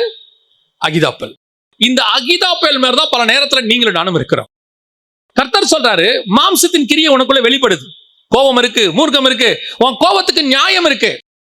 நீ சொல்லும் போது சொல்ற, எனக்கு நியாயம், அவங்க இப்படி பண்ணது தப்பா இல்லையாங்க, அப்ப எனக்கு கோபம் வருமா வராதா? கர்த்தர் சொல்றாரு, நியாயம் இருக்கு, கோவப்படாத. இப்ப ஏசு சொல்றான்னு வச்சுக்கோங்க, இவனுங்க பண்ணதெல்லாம் என்னை வந்து பிடிச்சாங்க, என்ன நல்லது பண்ண வந்து அடிச்சாங்க, உதைச்சாங்க, சிலுவையில் அரைஞ்சாங்க, இவனுங்களை அழிக்கிறதுக்கு என்கிட்ட அதிகாரம் இருக்கு. இப்ப நான் அழிக்கிறதுக்கு என்கிட்ட அதிகாரம் இருக்கு, நியாயம் இருக்கா இல்லையா என் பக்கம்? ஆண்டவர் உலகமே சொல்ல, ஆமா நியாயம் இருக்கு, நீங்க இஸ்ரவேலை அழிச்சு போடலாம், தப்பே கிடையாது, அவ்வளவு நியாயம் இருக்கு. ஆனா ஆண்டவர் சொல்றார், நான் செய்ய மாட்டேன், நான் செய்தால் நான் மாம்சமா இருப்பேன். இன்னைக்கு நமக்குள்ள கர்த்தர் அதான் எக்ஸ்பெக்ட் பண்றார். இயேசு கிறிஸ்துவினுடைய சுபாவம் குமாரனின் சாயலுக்கு ஒப்பாய் மாற வேண்டும் என்று ரோமர் 8:29 சொல்லுது. அதனுடைய அர்த்தம் என்ன? என் ஆவியோடு கூட நான் இசைந்து போகுதல். ஆவியானவர் ஆப்போசிட்டா சில நேரத்தில் உங்கள்கிட்ட பேசுவார். நீங்க ஒரு தீர்மானம் எடுத்து அது உலக பிரகாரமா கரெக்டா இருக்கும், நியாயமா இருக்கும். ஆண்டவர் சொல்றார், வேணா விட்டுரும்பார், இது உனக்கு வேண்டாம், நீ பண்ணு உன் வேலையை. ஏன்னா அது உன் தரிசனம், உன் அழைப்பும், உன்னுடைய காரியத்துக்கு அது வந்து ஓடுறதுக்கு தடையா இருக்கும். நீ வந்து இங்க மாம்சத்தோடு செயல்பட்டு இந்த உலகத்துல நீ நியாயவான், புத்திமான் அல்லது ரொம்ப நல்லவன்னு பேர் வாங்கறதுக்கு இங்க வரல. பரலோகத்துல பிதாவாகிய தேவனுக்கு முன்பாக உண்மையும் உத்தமன்னு பேர் வாங்க நீங்களானு வந்திருக்கிறோம். இந்த வேலையை ஆவியானவர் நமக்குள்ள செஞ்சுக்கிட்டே இருப்பாரு. ஒரு இடத்துல ஆண்டவர் சொல்றாரு, நான் சொல்றேன், ஆனா உன் மாம்சத்தை விட்டு நீ வெளியே வர மாட்டேங்கிற, அது போராடிக்கிட்டே இருக்கு என் கூட உட்காந்துக்கிட்டு, நான் சொல்ல சொல்ல சொல்ல நீ கேட்கவே மாட்டேங்கிற. ஆண்டவர் சொல்றாரு, என் ஆவி மனுஷனோடு கூட போராடுவதில்லை. சில நேரங்களில் கர்த்தர் திருப்பியும் சொல்றேன், இது பாவத்துக்காக மட்டும் சொல்லப்பட்டதல்ல, இது பாவத்துக்கும் பொருந்தும். சில பாவங்களை கர்த்தர் விட சொல்றாரா, விடுங்க, ஒன்றும் தப்பு கிடையாது. அப்படி ஒருவேளை நான் வந்து என்னுடைய அனுபவத்துல இருந்து உங்களுக்கு சொல்றேன், அந்த பாவத்தை உங்களால விட முடியாத அளவுக்கு நீங்க அடிக்ட் ஆயிருப்பீங்க. நான் இருந்திருக்கேன், அடிக்ட் ஆயிருப்பீங்க. அப்போ கர்த்தர் உங்ககிட்ட எக்ஸ்பெக்ட் பண்றது ஒன்னே ஒண்ணுதான், நீங்கள் விட முடியாட்டியும் பரவாயில்ல, போய் முழங்கால் போட்டு அறிக்கை பண்ணுங்க முதல்ல. இப்படி ஒரு தகப்பன்ட்டையோ அல்லது ஒரு டாக்டர் கிட்டையோ ஒரு நோயாளி சொல்ற மாதிரி சொல்லுங்க, என்னால இதை விட முடியல, ஆனா எனக்கு ஆசை இருக்குது, நான் இதுல இருந்து வெளியே வரணும்னு நினைக்கிறேன், எனக்கு உதவி செய்யுங்கப்பான்னு கேளுங்க. நான் பரலோகத்தை முன்னிட்டு தேவனுக்கு முன்பாக சொல்லுகிறேன், அதுல இருந்து விடுதலை ஆவதற்கு கர்த்தர் உதவி செய்வார். எப்படி விடுதலை ஆக்கினார் உங்களுக்கு தெரியவே தெரியாது, ஆனால் நீங்கள் விடுதலை ஆவீர்கள். ஏன்னா வேதம் சொல்லுது, மனுஷனால முடியாததுக்கு தான் ஆவியானவர் வந்திருக்கிறார். ஆவியானவருக்கு பேரே விடுதலையின் ஆவியானவர். மனுஷகுமாரன் விடுதலை ஆக்கினால் மெய்யாகவே நீங்கள் விடுதலை ஆவீர்கள். நான் உடனே பாவம் வந்து ஈஸி தான், ரொம்ப தட்டி விட்டு போயிடலாம் இல்ல, கஷ்டம். நிறைய நேரங்கள்ல சில பாவங்களை விடுவது கஷ்டம். ஏன்னா அது சின்ன வயசுல நமக்குள்ள வந்திருக்கோம், சிந்தனையில இருக்கும், நம்முடைய மாம்சத்தை முழுவதுமாக ஆளுகை செஞ்சிருக்கோம். நான் நினைக்கிறேன் விட முடியல. கர்த்தர் சொல்றாரு, உன்னால முடியும். அதுக்கு ஒன்னே ஒண்ணு நீ செய்ய, அந்த பாவத்தோடய போ ஆண்டவர்கிட்ட, குஷ்ரோகியோடய போ, பாவியாவே வா. ஆனால் அந்த இடத்துல மட்டும் ஆண்டவர் ஒரு கேள்வி ஒண்ணு கேட்பாரு, நீ சுகமடைய விரும்புகிறாயா? அந்த கேள்வி அவர் கேட்பாரு. அந்த கேள்விக்கு மட்டும் ஆமான்னு சொல்லுங்க. தேவ சமூகத்துல போய் உட்கார்ந்து சொல்லுங்க, நான் விடுதலையாக விரும்புகிறேன். அறிக்கை பண்ணுங்க, முழங்கால் போட்டு ஆண்டவர்கிட்ட சொல்லுங்க, ஆண்டவரே என் மாம்சத்திலிருந்து நான் விடுபடுறேன். இந்த வார்த்தையை நீங்க சொல்லும் போதே மாம்சத்தை ஜெயிக்க ஆசைப்படுறீங்கன்றத நீங்க அறிக்கை பண்ண ஆரம்பிச்சிட்டீங்க. முழு இருதயத்தோட சொல்லணும். சொல்ல ஆரம்பிச்சீங்கன்னா உங்க ஆவியானவர், உங்களுக்குள் இருக்கிறவர், அந்த மாம்சத்தை மேற்கொள்வதற்கு அதிகாரம் கொடுப்பார். இப்ப என்ன தெரியுமா நடக்கும்? கர்த்தர் உங்களை உண்டாக்கினதுக்கு மனஸ்தாபப்பட மாட்டார், உங்களை உண்டாக்கினதுக்கு சந்தோஷப்படுவார். ரெண்டையும் நீங்க செய்யலாம். ஆவியானவரை சந்தோஷமா படுத்தலாம், ஆவியானவர் என்ன பண்ணலாம்? துக்கமும் படுத்தலாம். அப்ப நல்லா கவனிச்சு கொண்டீங்கன்னா, கர்த்தர் உங்கள் மாம்சத்தை ஜெயிக்க வேண்டும் என்று விரும்புகிறார். நீங்க ஜெயிக்கணும்னு விரும்புகிறார். அந்த ஆவியை நீங்க ஜெயிக்க கூடாது, ஆவி உங்க மாம்சத்தை ஜெயிக்கணும். முதலாவதாக ஆவியை துக்கப்படுத்தாதிருங்கள். இரண்டாவது, கர்த்தர் எங்க அவர் துக்கப்பட்டார்? வாசிங்க 1 சாமுவேலின் புஸ்தகம் 15ஆம் அதிகாரம் 11வது வசனம் வாசி. நான் சவுலை ராஜாவாக்கினது எனக்கு மனஸ்தாபமாய் இருக்கிறது. அவன் என்னை விட்டு திரும்பி என் வார்த்தைகளை நிறைவேற்றாமல் போனான் என்றார். என் வார்த்தைகளை. இரண்டாவது, கர்த்தர் எப்ப மனஸ்தாபப்படுறார் தெரியுமா? இப்ப கர்த்தர் தான் சவுலை ராஜாவாக அபிஷேகம் பண்ணார். யோசித்து பாருங்க, ஜனங்கள் வந்து ராஜா கேட்கிறாங்க. ராஜா கேட்கும் போது கர்த்தர் சொன்ன வார்த்தை, சாமுவேல் ரொம்ப துக்கமா இருக்கிறார். இந்த காரியம் சாமுவேலுக்கு துக்கமா இருந்தது. இப்போ கர்த்தர் சொன்ன வார்த்தை, அவர்கள் உன்னை அல்ல என்னை தள்ளினார்கள். நான் ராஜாவா இராதபடி என்ன பண்ணிட்டாங்க? சோ கர்த்தருக்கு அதுவும் துக்கமா தான் இருக்கே, என்னடா இவனுங்க என்ன ராஜாவா இருக்காதபடி தள்ளிட்டாங்களே. சரி, அவங்க என்ன கேட்கறாங்க? ஒரு ராஜாவை கேட்கறாங்க. சரி கொடுத்துருவோம் அப்படின்ட்டு கொடுத்துட்டாரு. இப்ப ராஜாவை கர்த்தர் யார் கொடுத்தாருன்னா கர்த்தர் தான் கொடுத்தாரு. சமஸ்த இஸ்ரவேலிலே சவுலை போல ஒரு உயரமான ராஜா கிடையவே கிடையாதான். நல்ல டேலண்டட் ஃபெலோ, ரொம்ப நல்லவன். ஆரம்பத்துல பாத்தீங்கன்னா அவனை மாதிரி நல்லவனை நீங்க பார்க்கவே முடியாது. ரொம்ப நல்லவன் தான், அதுல மாற்று கருத்து இல்லை. கர்த்தர் கெட்டவனை செலக்ட் பண்ணி கொடுக்கல, நல்லவனை செலக்ட் பண்ணி கொடுத்தாரு. ஆண்டவர் என்ன செய்யறாருன்னு எல்லாம் கவனிச்சிங்கன்னா, இவங்க ராஜா கேட்ட உடனே அவருக்கு என்ன பண்ணணும்? கோவப்படணும். என்ன கோவப்படணும்? என்ன தள்ளிட்டு நீங்க ஒரு ராஜா கேட்குறீங்களா? கொடுக்குறேன் வாங்க, ஒன்று நாசமாக்க போறான் அப்படி தானே சொல்லணும். ஆனா கர்த்தர் அப்படி கொடுக்கல, தி பெஸ்ட் ராஜாவை கொடுத்தாரு. ஆனா சொல்றாரு, அந்த ராஜாவுக்கு சில மனுஷனுக்கே ஒரு சுபாவம் கொஞ்சம் இருக்கு, அதெல்லாம் அவன் செய்வான்றதையும் சொல்லிரு. என்ன சொல்லிரு? அந்த சுபாவத்தை செஞ்சிரு. ஆனா நான் தி பெஸ்ட் கிங்கை கொடுக்குறேன், நல்ல ராஜாவை கொடுக்குறேன் அப்படின்னு சொல்லிட்டு சவுலை கொடுக்குறாரு. சவுல் நல்ல ராஜா, மாற்று கருத்தே கிடையாது. ஆரம்பத்துல பாத்தீங்கன்னா அவன் ரொம்ப பெஸ்ட். ஆனால் ஒரு இடத்துல கர்த்தர் சொல்றாரு, சவுலை ராஜா வைக்கிறது எனக்கு எப்படி இருக்கிறது? மனஸ்தாபமா இருக்கு, துக்கமா இருக்குது. ஏன், என்ன நடந்துச்சு அப்படின்னா அடுத்த வார்த்தை சொல்றாரு. வாசிங்க அந்த வசனத்தை திருப்பி வாசிங்க, 15-11 வாசிங்க.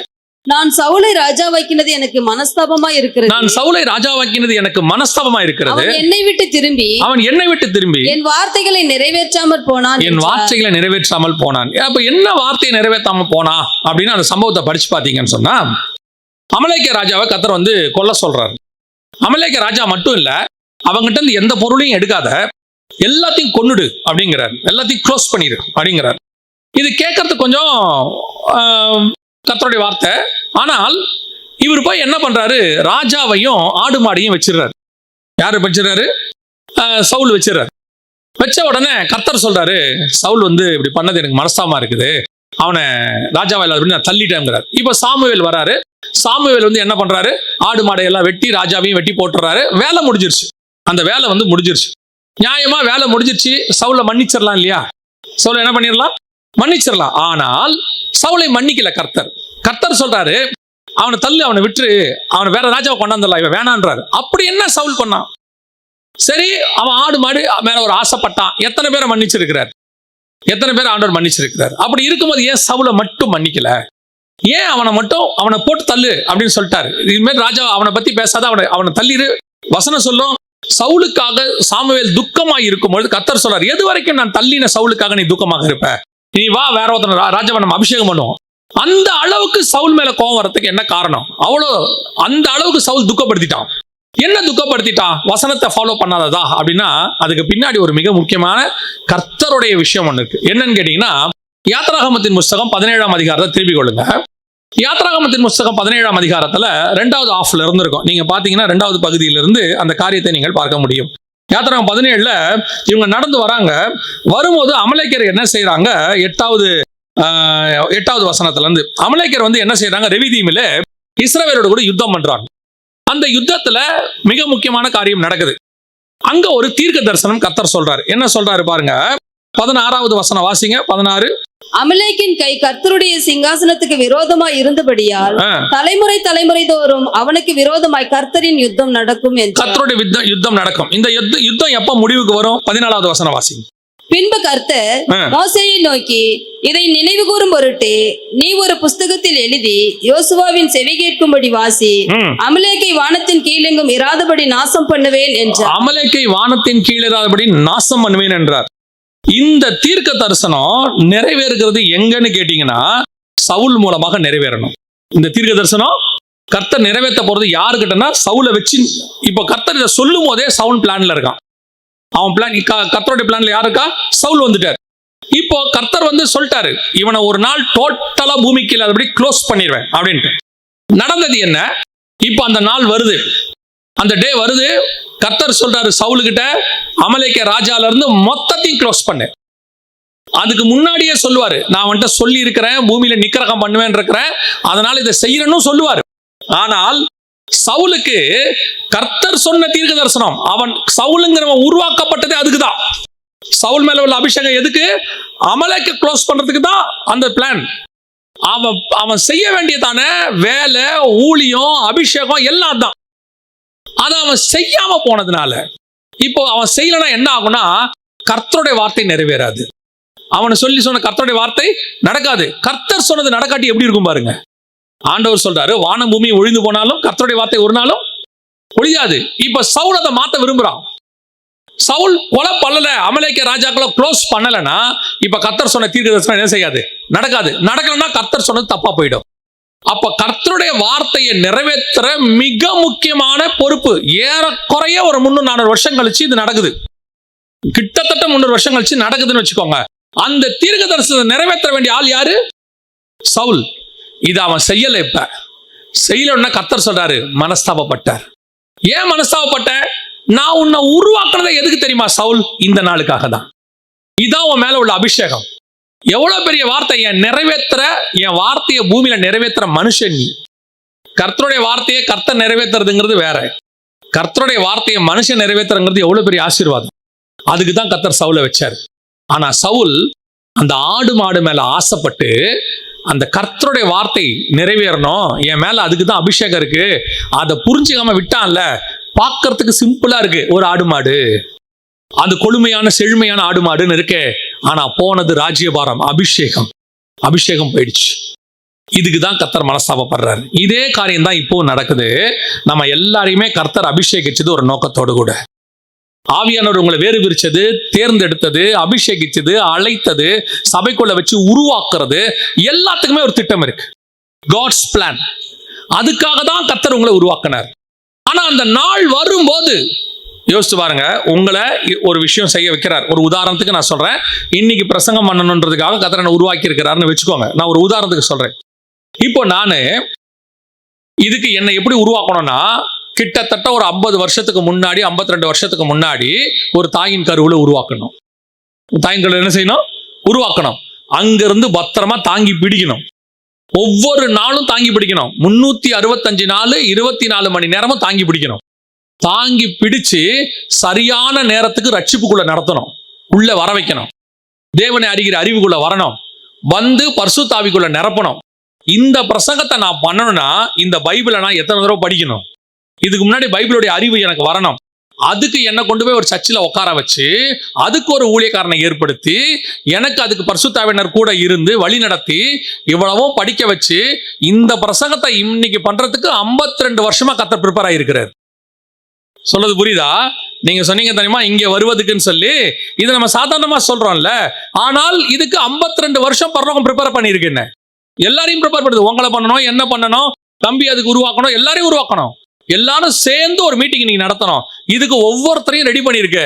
இவ்வளோ ரெடி பண்ணி வந்து பந்தலை போட்டு எல்லாம் வந்து உட்காந்துட்டு, தம்பி வந்து என்ன கூப்பிடுறாரு 10 மணிக்கு, அண்ணே மீட்டிங் ரெடி ஆயிடுச்சுண்ணே வாங்கினேன் அப்படின்னா, தம்பி கொஞ்சம் டயர்டா இருக்கு தம்பி, ஈவினிங் மீட்டிங் வரட்டுமா, காலையில நீங்களே பாடி முடிச்சிடுங்க அப்படின்னா, தம்பி என்ன பண்ணிடுவாரு?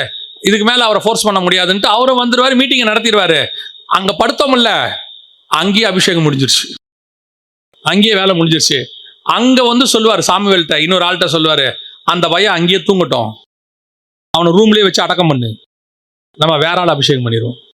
யாரை பண்ணுவோம்? கூப்பிட்டா ஓடி வந்து சொன்னபடி பிரசங்கம் பண்றாமல்ல, அவனை வர வச்சிருவோம். இதுதான் அங்க நடந்துச்சு நம்ம காலத்துல. இப்ப நான் ஒரு எக்ஸாம்பிளுக்கு உங்களுக்கு சொன்னேன்.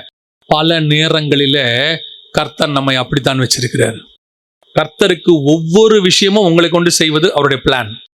ஆண்டவர் உங்களை எங்க போகணும், என்ன பண்ண வைக்கணும், உங்களை கொண்டு. இப்போ ஒரு உதாரணத்துக்கு சொல்றேன். நான் வர்றதுனால, இதுவும் உதாரணம் தான். நான் வர்றதுனால இங்க ஒருத்தர் ரட்சிக்கப்படுறாருன்னு வச்சுப்போம். அவர் ஒரு நாள் ஊழியக்காரனாக மாறி ஒரு 2 லட்சம் பேர் 3 லட்சம் பேரை ரட்சிக்கிற பில்லி கிரகமா மாறிட்டாருன்னு வச்சுக்கோங்க. இவ்வளவு பெரிய பிளானை யார் கொலாப்ஸ் பண்றது? நான் பண்ணிடுவேன். ஆனா கர்த்தர் என்ன பண்ணுவாரு? எனக்கு பதிலா இன்னொரு ஆள் சாமுவேலை வச்சு பேசி அவரை ரட்சித்துருவாரு, அதை ரெடி பண்ணிடுவாரு, அந்த பில்லி கிரகம் உருவாயிருவாரு, அது நடந்துரும். ஆனா இந்த பிளான்ல இருந்து யார் வெளியே போயிட்டா? நான் வெளியே போயிட்டேன். அதே மாதிரிதான் உங்களுக்கும் பொருந்தும். பல நேரங்களிலே கர்த்தர் நம்மளை அபிஷேகம் பண்ணது அவருடைய வார்த்தையை நிறைவேற்றுவதற்காக. ஏதோ விளையாட்டுக்காக ஆவியானவர் செய்யல. எப்போ உங்க மேல வச்ச அந்த பர்டிகுலர் பிளான் நீங்க அசட்டப் பண்றீங்களோ, எப்போ அதை விட ஆடு மாடுக்கு இம்பார்ட்டன்ஸ், உலகத்துக்கு, மனுஷனுக்கு, பணத்துக்கு, உலகத்துல உள்ள பொருளுக்கு, அல்ல உலகத்துல உங்க உள்ள, நம்ம போன பாயிண்ட்ல பார்த்தோமே நம்மளுடைய மாம்சம், அது சொல்லும். அதெல்லாம் முடியாது. சில நேரங்களிலே நம்ம நினைச்ச மாதிரி இருக்காது, நம்ம விரும்பின மாதிரி இருக்காது. கர்த்தர் நம்மளை ஆனா அழைத்து கொண்டு வந்த நோக்கம் என்னன்னு பார்க்கணும். அதுக்கு பின்னாடி தான் ஓடணும். அதுதான் நம்ம பிரதானம். சுத்தி இருக்கிற ஆடு மாடு, அமலேக்கிய மாடு, வெள்ள பார்க்கறதுக்கு கொழுமையானவைகள், செழுமையானவைகள், கர்த்தர் உங்களை கொண்டு ஒரு காரியத்தை செய்ய நினைத்த போது, அபிஷேகித்திருக்கும் போது, அதை வேற எதுக்காகவும் நீங்கள் அசட்டை பண்ணுவீர்களானால் கர்த்தர் சொல்வாரு, இவனை ராஜாவாக்கினதுக்கு நான் மனஸ்தாபப்பட்டேன், இவனை ஊழியக்காரன் ஆக்கினதுக்கு நான் மனஸ்தாபப்பட்டேன், இவனை இந்த அபிஷேகத்தை இந்த காரியத்தை இவனுக்கு கொடுத்ததுக்கு நான் மனஸ்தாபப்படுகிறேன். காரணம் என்ன? உயிரே போனாலும் செய்யணும். அதை கர்த்தர் சொல்லிட்டாரா? No other words. முடிஞ்ச வரைக்கும் 99.99. ஒரு ஊழியத்துக்கு ஆரம்ப காலகட்டத்தில் ஊழியத்துக்கு போகும்பொழுது ரெண்டு நாள் மீட்டிங், முதல் நாள் மீட்டிங் போகும்போது ஆக்சிடென்ட் ஆயிடுச்சு. ஆக்சிடென்ட் ஆகிட்டு எனக்கு ஒன்றும் பெரிய அடியெல்லாம் ஒன்றும் இல்லை, எனக்கு மட்டும் கொஞ்சம் தலையில் வீங்கிருச்சு, மற்றபடி ஒன்றும் இல்லை. நான் மறுநாள் சொல்லிட்டேன் எனக்கு ஆக்சிடென்ட் ஆயிடுச்சு, நான் வர முடியாதுன்னு சொல்லிட்டேன். என்னை கூட்டிகிட்டு போனார் ஒருத்தர், அவர் தான் கூட்டிகிட்டு போனவர். அவருக்கு செம்ம அடியே, தலைகளை கை கால் எல்லாம் அடி. அப்புறம் மறுநாள் ஊழியம் முடிஞ்ச உடனே அவர் எனக்கு ஃபோன் பண்ணார், பிரதர் மினிஸ்ட்ரிக்கு நீங்கள் ஏன் வரல அப்படின்னாரு. வரலையா? நீங்கள் போனீங்களான்னு கேட்டேன். நான் போனேன் பிரதர்னு. இல்லையே, உங்களுக்கு கை தலை எல்லாம் அடியாச்சேன்னு. அவர் சொன்னார், ஒரு நாள் தானே பிரதர், முடிஞ்சிச்சு, அட்ஜஸ்ட் பண்ணி போயிட்டேன், ஊழியத்தை முடிச்சிட்டேன், அப்போ இந்த வாரம் ஃபுல்லாக ரெஸ்ட் எடுத்துக்கலாம் பிரதர்னாரு. ஆவியானவர் சொன்னார், போக முடியாதவனே போயிட்டான், உனக்கு என்ன? இப்ப நீ உட்காந்தானே இருக்க, நீ காரணம் சொல்ற தலையில அடின்னு, ஆனா 7 இடத்துல அடிபட்டவன் அங்க நிக்கிறான், நீ போக முடிஞ்ச ஆளு. அன்னைக்கு ஆவியானவர் நல்ல வேளை ஒரு எக்ஸ்கியூஸ் கொடுத்தாரு. இதான் லாஸ்ட். இன்னொரு வாட்டி உன்னால போக முடிஞ்சு நீ போக முடியலன்னா உன் அபிஷேகத்தை பத்தி ரொம்ப கேர்ஃபுல்லா இருந்துக்கோன்னு. அன்னையில இருந்து இன்னைய வரைக்கும் முடிஞ்சிருச்சுன்னா 99% ஓடி போயிடுவோம். என்ன நினைப்பேன்னா, போய் அங்க செத்தாலும் பரவாயில்ல, ஆனா போக முடியல, வேற வழியில படுத்துட்டோம்னா அது ஒண்ணுமே செய்ய முடியாது, யாராலையும் ஒண்ணும் செய்ய முடியாது, நம்ம படுத்துற போறோம், அவ்வளவுதான். நமக்கும் தேவனுக்கும் உள்ளதுதான். எதுக்கு சொல்ல வரேன்னா, கர்த்தர் நம்மளை அபிஷேகம் பண்ணது அந்த நாளுக்காக தான். கர்த்தர் அன்னிலிருந்து செலக்ட் பண்ணியிருக்கிறார். நம்மளை கொண்டு ஒரு சார்ட் போட்டு வச்சிருப்பாரு, இதை கொண்டு இவனை செய்யணும் அப்படின்னு நம்ம லைஃபுக்கு வச்சிருப்பாரு. ஏதோ 2 நாள் நல்லா செஞ்சுட்டு நான் தான் 2 நாள் நல்லா மினிஸ்ட்ரி பண்ணிட்டேனே, ஒரு 2 நாள் பரவாயில்ல ஆண்டவர் பொறுத்துப்பாரு, அதெல்லாம் கிடையவே கிடையாது. அது நம்ம மேல விழுந்த கடமை, டைம் டேபிள், அதை மொத்தமா செஞ்சு முடிச்சு பரலோகத்துல போய் தான் ரெஸ்ட், அப்ப எடுத்துக்கலாம். இங்க நிறைய பேர் அந்த அபிஷேகத்தை அசட்டை பண்றது, நீங்க மீட்டிங்கை கேன்சல் பண்றதுங்கிறது கர்த்தருடைய அபிஷேகத்தை அசட்டை பண்றதுக்கான அர்த்தம். முடியலன்னு திரும்பி சொல்றேன், முடியலன்னா வேற, அது வேற விஷயம். ஆனால் கர்த்தர் உங்களை கொண்டு செய்ய நினைத்ததை யூ மஸ்ட் டு, நீங்க செஞ்சே ஆகணும். அது என்ன வேணா அதுக்கு நீங்க காரணம் சொல்லலாம், பரலோகம் ஒத்துக்கவே. அந்த வேலையில இங்கே கிடையாது. பல நேரங்களில ரொம்ப முடியல, வேற வழியே கிடையாது, ஐசியூல இருக்காங்கன்னா நீங்க கூட இருந்தா ஆகணும், வேற வழியே இல்லை. ஆனா அதே நேரத்துல ஒரு நாள் கர்த்தர் கொடுத்திருக்க அழைப்பு, ஊழியம், நிறைய பேர் இந்த மாதிரி தங்களை அழைப்பை இழந்தவர்கள் இருக்கிறார்கள். சவுல் மட்டுமல்ல, எனக்கு தெரிஞ்ச நிறைய பேர் இருக்காங்க. நாம அந்த லிஸ்ட்ல இருக்கக்கூடாது. அந்த அபிஷேகம் போச்சுன்னா கர்த்தர் மனஸ்தாபப்படுவார். நான் மாத்தி சொல்றேன், ஆனா அந்த நேரத்துல நீங்க செஞ்சு பாருங்க, உங்கள் நிமித்தம் ஆவியானவர் சந்தோஷப்படுவார். அதுக்கு நடுவில் அவன் செஞ்சுட்டான்டா, அவனால முடியாதுன்னு தெரியுது, ஆனால் அதுக்கு நடுவில் என்ன பண்ணிட்டான், பிள்ளை உடம்பு சரியில்லாம இருக்கு, படுத்து கிடக்கு, ஆனாலும் ஓடி போய் அந்த மினிஸ்ட்ரியை பண்ணிட்டு வந்துட்டான். அவன் நிமித்தம் நான் சந்தோஷப்படுகிறேன். ஆவியானவரை துக்கப்படுத்துறதும் ஆவியானவரை சந்தோஷப்படுத்துறதும் அவருடைய வார்த்தைக்கு நம்ம கீழ்ப்படியறதுல இருக்கு. அல்லேலூயா. கடைசியாய் ஒரு காரியம் சொல்லிவிட்டு நான் முடிக்கிறேன். வாசிங்கள், லூக்கா எழுதின சுவிசேஷம் 19ஆம் அதிகாரம் 41வது வசனத்தை வாசிங்க. அவர் சமீபமாய் வந்தபோது நகரத்தை பார்த்து அதற்காக கண்ணீர் விட்டு அழுது, உனக்கு கிடைத்த இந்த நாளிலும் உன் சமாதானத்துக்கு ஏற்றவைகளை நீ அறிந்திருந்தாயானால் நலமாய் இருக்கும், இப்பொழுதோ அவைகள் உன் கண்களுக்கு மறைவாய் இருக்கிறது. நல்ல கவனிங்க, கர்த்தர் இப்பொழுது மிகவும் துக்கப்பட்டு, 2 இடத்துல தான் இயேசு கண்ணீர் விட்டார்னு இருக்கும். ஒன்று இந்த இடத்துல, இன்னொன்று அவர் மார்த்தாள் மரியாள் லாசரை எழுப்ப போகும்போது கர்த்தர் கண்ணீர் விட்டார்னு இருக்கும். நல்லா கவனிச்சுக்கொள்ளுங்க, ஏன் கர்த்தர் அழுகிறார்னு இருக்கு இந்த இடத்துல. 19ஆம் அதிகாரம் லூக்கா எழுதின சுவிசேஷம் 41வது வசனம், அவர் சமீபமாய் வந்தபோது நகரத்தை பார்த்து அதற்காக கண்ணீர் விட்டு அழுது. அந்த நகரத்தை, எருசலேமை பார்த்து அழுகுறார் ஆண்டவர். இப்ப சொல்றாரு, அவ்வளவு துக்கம் இருதயத்தில் ஆண்டவருக்கு. அழுகுறாருன்னா பாத்துங்களேன், நமக்கு எப்ப அழுக வரும்? துக்கம் கண்ணீர் எப்போ வரும்? நம்ம கவலை அடைஞ்சு துக்கம் வந்தாதான் நமக்கு என்ன வரும்? கண்ணீர் வரும். கர்த்தர் சொல்றாரு, நகரத்தை பார்த்து கண்ணீர் விட்டு அழுது. இது எப்ப, இந்த சம்பவம் எப்படி நடக்குது, ஏன் அவர் அழுதார் அப்படின்னு பாத்தீங்கன்னா, பின்னாடி அதுக்கு நடக்க போற விஷயத்த சொல்றாரு. அந்த 42வது வசனத்துல இருந்து 44வது வசனம் வரைக்கும் அதுக்கு நடக்க போறதை நினைச்சு கர்த்தர் சொல்றாரு, நடக்க போறதை நினைச்சு. இப்போ கர்த்தர் கிட்டத்தட்ட 3.5 வருஷம் இஸ்ரவேல் ஜனங்களோட பேசி இருக்கிறார், யூதர்களோட பேசி இருக்கிறார். எத்தனையோ காரியங்களை அவங்களுக்கு சொல்லிக்கிட்டே இருக்கிறார். மனம் திரும்பு, மனம் திரும்பு, மனம் திரும்புன்றார். இப்போ அவருக்கு நல்லா தெரியுது, டோர் க்ளோஸ் ஆகுது. என்ன தெரியுது? டோர் க்ளோஸ் ஆகுது. இதுக்கு மேல இவனுக்கு டோர் ஓபன் இல்ல, பினிஷ் அப்படிங்கிற இடத்துக்கு கர்த்தருக்கு தெரிஞ்சிருச்சு. அங்க அவர் சொல்றாரு 42வது வசனம், உனக்கு கிடைத்த இந்த நாளிலும் உன் சமாதானத்துக்கு ஏற்றவைகள் நீ அறிந்திருந்தாயானால் நலமாய் இருக்கும். இப்பொழுதோ அவைகள் உன் கண்களுக்கு மறைவாய் இருக்கிறது. நான் உன்னை சந்திக்கும் காலத்தை அறியாமல் போனபடியால் இனிமேட்டு உனக்கு சான்ஸ் இல்லைங்கிறார். உனக்கு இதுவரைக்கும் இருந்த ஓப்பன் டோர் க்ளோஸ் ஆயிடுச்சு.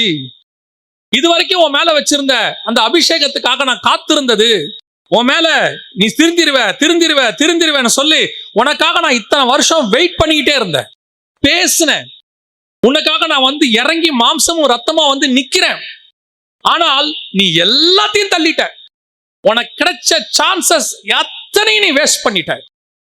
இப்ப கர்த்தர் எப்ப துக்கமாறாருன்னா, என் கண்ணுக்கு முன்னாடி நீ அழிய போற, என் கண்ணுக்கு முன்னாடி உன்னை நாசமாக்க போறாங்க, நான் பார்க்க போறேன். பின்னாடி சொல்றாரு, உன் சத்துருக்கள் உன்னை சூழ மதில் போட்டு உன்னை வளைந்து கொண்டு எப்பக்கத்தில் உன்னை நெருப்பி உன்னையும் உன்னில் உள்ள உன் பிள்ளைகளையும் தரையாக்கி போட்டு உன்னிடத்தில் ஒரு கல்லின் மேல் ஒரு கல் இல்லாதபடிக்கு செய்யும் நாட்கள் உனக்கு வரும் என்றார். நியாய தீர்ப்பை பத்தி பேசுறார். எருசலேமுக்கு வரக்கூடிய நியாய தீர்ப்பை பத்தி பேசுறார். யோசிச்சு பாருங்க, இயேசு கிறிஸ்துவை போல பொறுமையான தேவனை உங்களால பார்க்கவே முடியாது. அன்பான தேவனை பார்க்கவே முடியாது. மன்றாடுகிற தேவனை பார்க்க முடியாது. அவர் உட்கார்ந்து பிதா கிட்ட மன்றாடிக்கிட்டே இருப்பார். ஒரு ஓமை சொல்லுது, பிதா சொல்றாரு, எதுக்கு இந்த மரம் வெட்டி போடு அப்படின்றாரு. ஆனா தோட்டக்காரர் சொல்றாரு, எஜமான் பார்த்து, இந்த மரம் இந்த வருஷத்தில் இருக்கட்டும், ஒரு வருஷம் கொடுங்க, ஐ வில் ட்ரை, ஒரே ஒரு வருஷம் ட்ரை பண்ணி பார்க்கறேன், அதை கொத்தி எரு போட்டு பார்க்கறேன், இட்ஸ் a last chance, ஒரு வருஷம் எனக்கு கொடுங்க. அந்த மாதிரி கடைசி நிமிஷம் வரைக்கும் ட்ரை பண்ற ஆண்டவர். கடைசி நிமிஷம் வரைக்கும் ஒரு இடத்துல ஒரு துக்கமா சொல்றாரு, உன் சான்ஸ் முடிஞ்சிருச்சு, இதுக்கு மேல நீ என்ன ஆக போறேன்னு எனக்கு தெரியலையே, உன்னை இப்படியெல்லாம் உன்னை நாசம் பண்ண போறாங்களே. அநேகரோடு கூட கர்த்தர் பேசுகிறார். உனக்கு கர்த்தர் கொடுத்ததான வாய்ப்பு முடிவடைகிறதான பின் பாயிண்ட்ல வந்து நின்றுகிட்டு இருக்கிறோம். எத்தனையோ முறை கர்த்தர் உங்ககிட்ட பேசி பேசி பேசி பேசி கர்த்தருக்கு தம்முடைய பிள்ளைகளை சத்ருவின் கையில ஒப்படைக்கணும்னு ஒரு நாளுக்கு ஆசை கிடையாது. பாருங்க, யோபுக்கும் உத்தமனும் சன்மான் நீதிமான் அவனை போல ஒருத்தனும் கிடையாது. இப்ப பிசாசு வந்து சொல்றான், சும்மாவா நீங்க அவனை சுத்தி எல்லாம் ஆசீர்வாதமா வச்சிருக்கிறீங்க, எல்லாம் பண்ணிருக்கிறீங்க அப்படின்னு சொல்றாரு. சொன்ன உடனே ஆண்டவர் சொல்றாரு, சரிப்பா சோதிச்சு பாரு, ஆனா ஜீவனை மட்டும் தப்ப விட்டுரு, அவனை ஒண்ணும் பண்ணிடாத, சரீரத்தை மட்டும் தொடு, வேற எதையும் ஃபர்ஸ்ட் அதுவும் கொடுக்க மாட்டார். ஃபர்ஸ்ட் அவன் சொல்லுவான், எல்லாத்தையும் நீங்க தான் வேலை அடைச்சு வச்சிருக்கிறீங்களா, சரி எல்லாத்தையும் தொடு, ஜீவனை விட்டுரு. நம்ம ஒரு நாளும் சாகணும், ஒரு நாளும் கொண்டு போடணும் அல்ல, நம்ம அது கர்த்தருக்கு பிரியமானது கிடையவே கிடையாது. எந்த சூழ்நிலையிலையாவது உன்னை காப்பாத்தி வாழ வைக்கணும்னு கர்த்தர் நினைப்பார். எப்படியாவது பிழையாம பார்த்து கர்த்தர் சொல்லுவாரு, நீ இஸ்ரவேல் ஜனங்களை சபிக்க போக வேண்டாம், நீ அவங்களை என்ன செஞ்சிடாத, சபிக்க போகாதேன்னு பாரு. ஏன் கர்த்தர் பிழையாம சபிக்க வேணாம்னு சொன்னார் தெரியுமா? பிழையாம பார்த்து ஏன் சபிக்க வேணாம்? அவன் சபிச்சா இஸ்ரவேல் சாபமாயிடும்னு அர்த்தம் கிடையாது. அது பாலாக்கோடைய நம்பிக்கை. பாலாக்கு சொன்னா நீ சபிச்சா என்ன ஆகும், அவங்க சாபம் ஆயிடுவாங்க. உடனே கர்த்தர் அவங்கள சபிக்காத அப்படின்னா என்ன அர்த்தம்னா, நம்ம என்ன நினைச்சுக்கிட்டோம், எங்கடா போய் பிழையாம் சபிச்சு இஸ்ரவேல் சாபம் ஆயிடுமா அப்படின்னா இல்லவே இல்லை. அதுக்கு இல்லை காரணம். கர்த்தர் ஏற்கனவே ஆபிரகாம் மட்டும் ஒரு வார்த்தையை வாக்குத்தத்தம் பண்ணிட்டார். என்ன வாக்குத்தத்தம் தெரியுமா? நீ ஆசீர்வதிக்கிறவர்களை நான் ஆசீர்வதிப்பேன், உன்னை சபிக்கிறவர்களை சபிப்பேன். அப்பனா என்ன அர்த்தம்? பிழையாம் போய் சபிச்சா அவங்க சாபமாக்க மாட்டாங்க, பிழையாம் சாபமாயிடும். இப்ப கர்த்தர் அவ்வளவு தூரம் போவேனா, கழுதையை 2 பக்கமும் வச்சு நெருக்குனது, அவனுக்கு முன்னாடி நின்னது, கர்த்தர் அவனுக்கு முன்பாக கழுதைக்கு முன்பாக நின்றார்னு இருக்குல்ல, உருவின பட்டயத்தோட, இவ்வளவும் எதுக்கு தெரியுமா? பிழையாமை காப்பாற்றுவதற்கு, பிழையாமை காப்பாத்துறதுக்கு. வேணாம் பிழையாம், நீ போனீன்னா சாபமாயிடுவ, உன்னை கொன்னுடுவாங்க, நீ செத்துருவ. அதே மாதிரி பாருங்க, பிழையாமை மோசே வெட்டி போட்டான்னு இருக்கும், பிழையாம் செத்துட்டான். இப்ப கர்த்தர் தடுத்தது எதுக்கு தெரியுமா? இஸ்ரவேலை காப்பாற்றுவதற்கு அல்ல. ஆண்டவருக்கு நல்லா தெரியும், கர்த்தரால் ஆசீர்வதிக்கப்பட்டவனை எவன் சபிச்சாலும் அந்த சாபம் அவன் தலை மேல நிக்காது. உங்களுக்கும் அது வாக்குத்தத்தம் தான். கர்த்தர் உங்களை ஆசீர்வதிச்சிருக்கிறார். உங்களை எவன் சபிச்சாலும் அந்த சாபம் உங்க தலை மேல நிக்காது. அதனால அவன் சபிக்கிறான், இவன் சபிக்கிறான், நீங்களும் போய் அவனை சபிக்காதீங்க. அவன் சபிச்சானா அந்த சாபம் அவன் தலை மேலதான் நிக்கும். ஏன்னா கர்த்தர் தெளிவா சொல்லிட்டாரு, நான் ஆசீர்வதிக்கிறவனை நான் ஆசீர்வதிப்பேன், சபிக்கிறவனை சபிக்க. அதனால்தான் நோவா பாத்தீங்கன்னா நிர்வாணத்தை வந்து காம் பார்த்து சொல்லிடுவார் வெளியே. ஆனா நோவா பாத்தீங்கன்னா காம சபிக்க மாட்டாரு. நோவா யாரை சபிப்பாருன்னா காமோடைய பையனை சபிப்பாரு, கானான் சபிக்கப்பட்டவன். ஏன் தெரியுமா?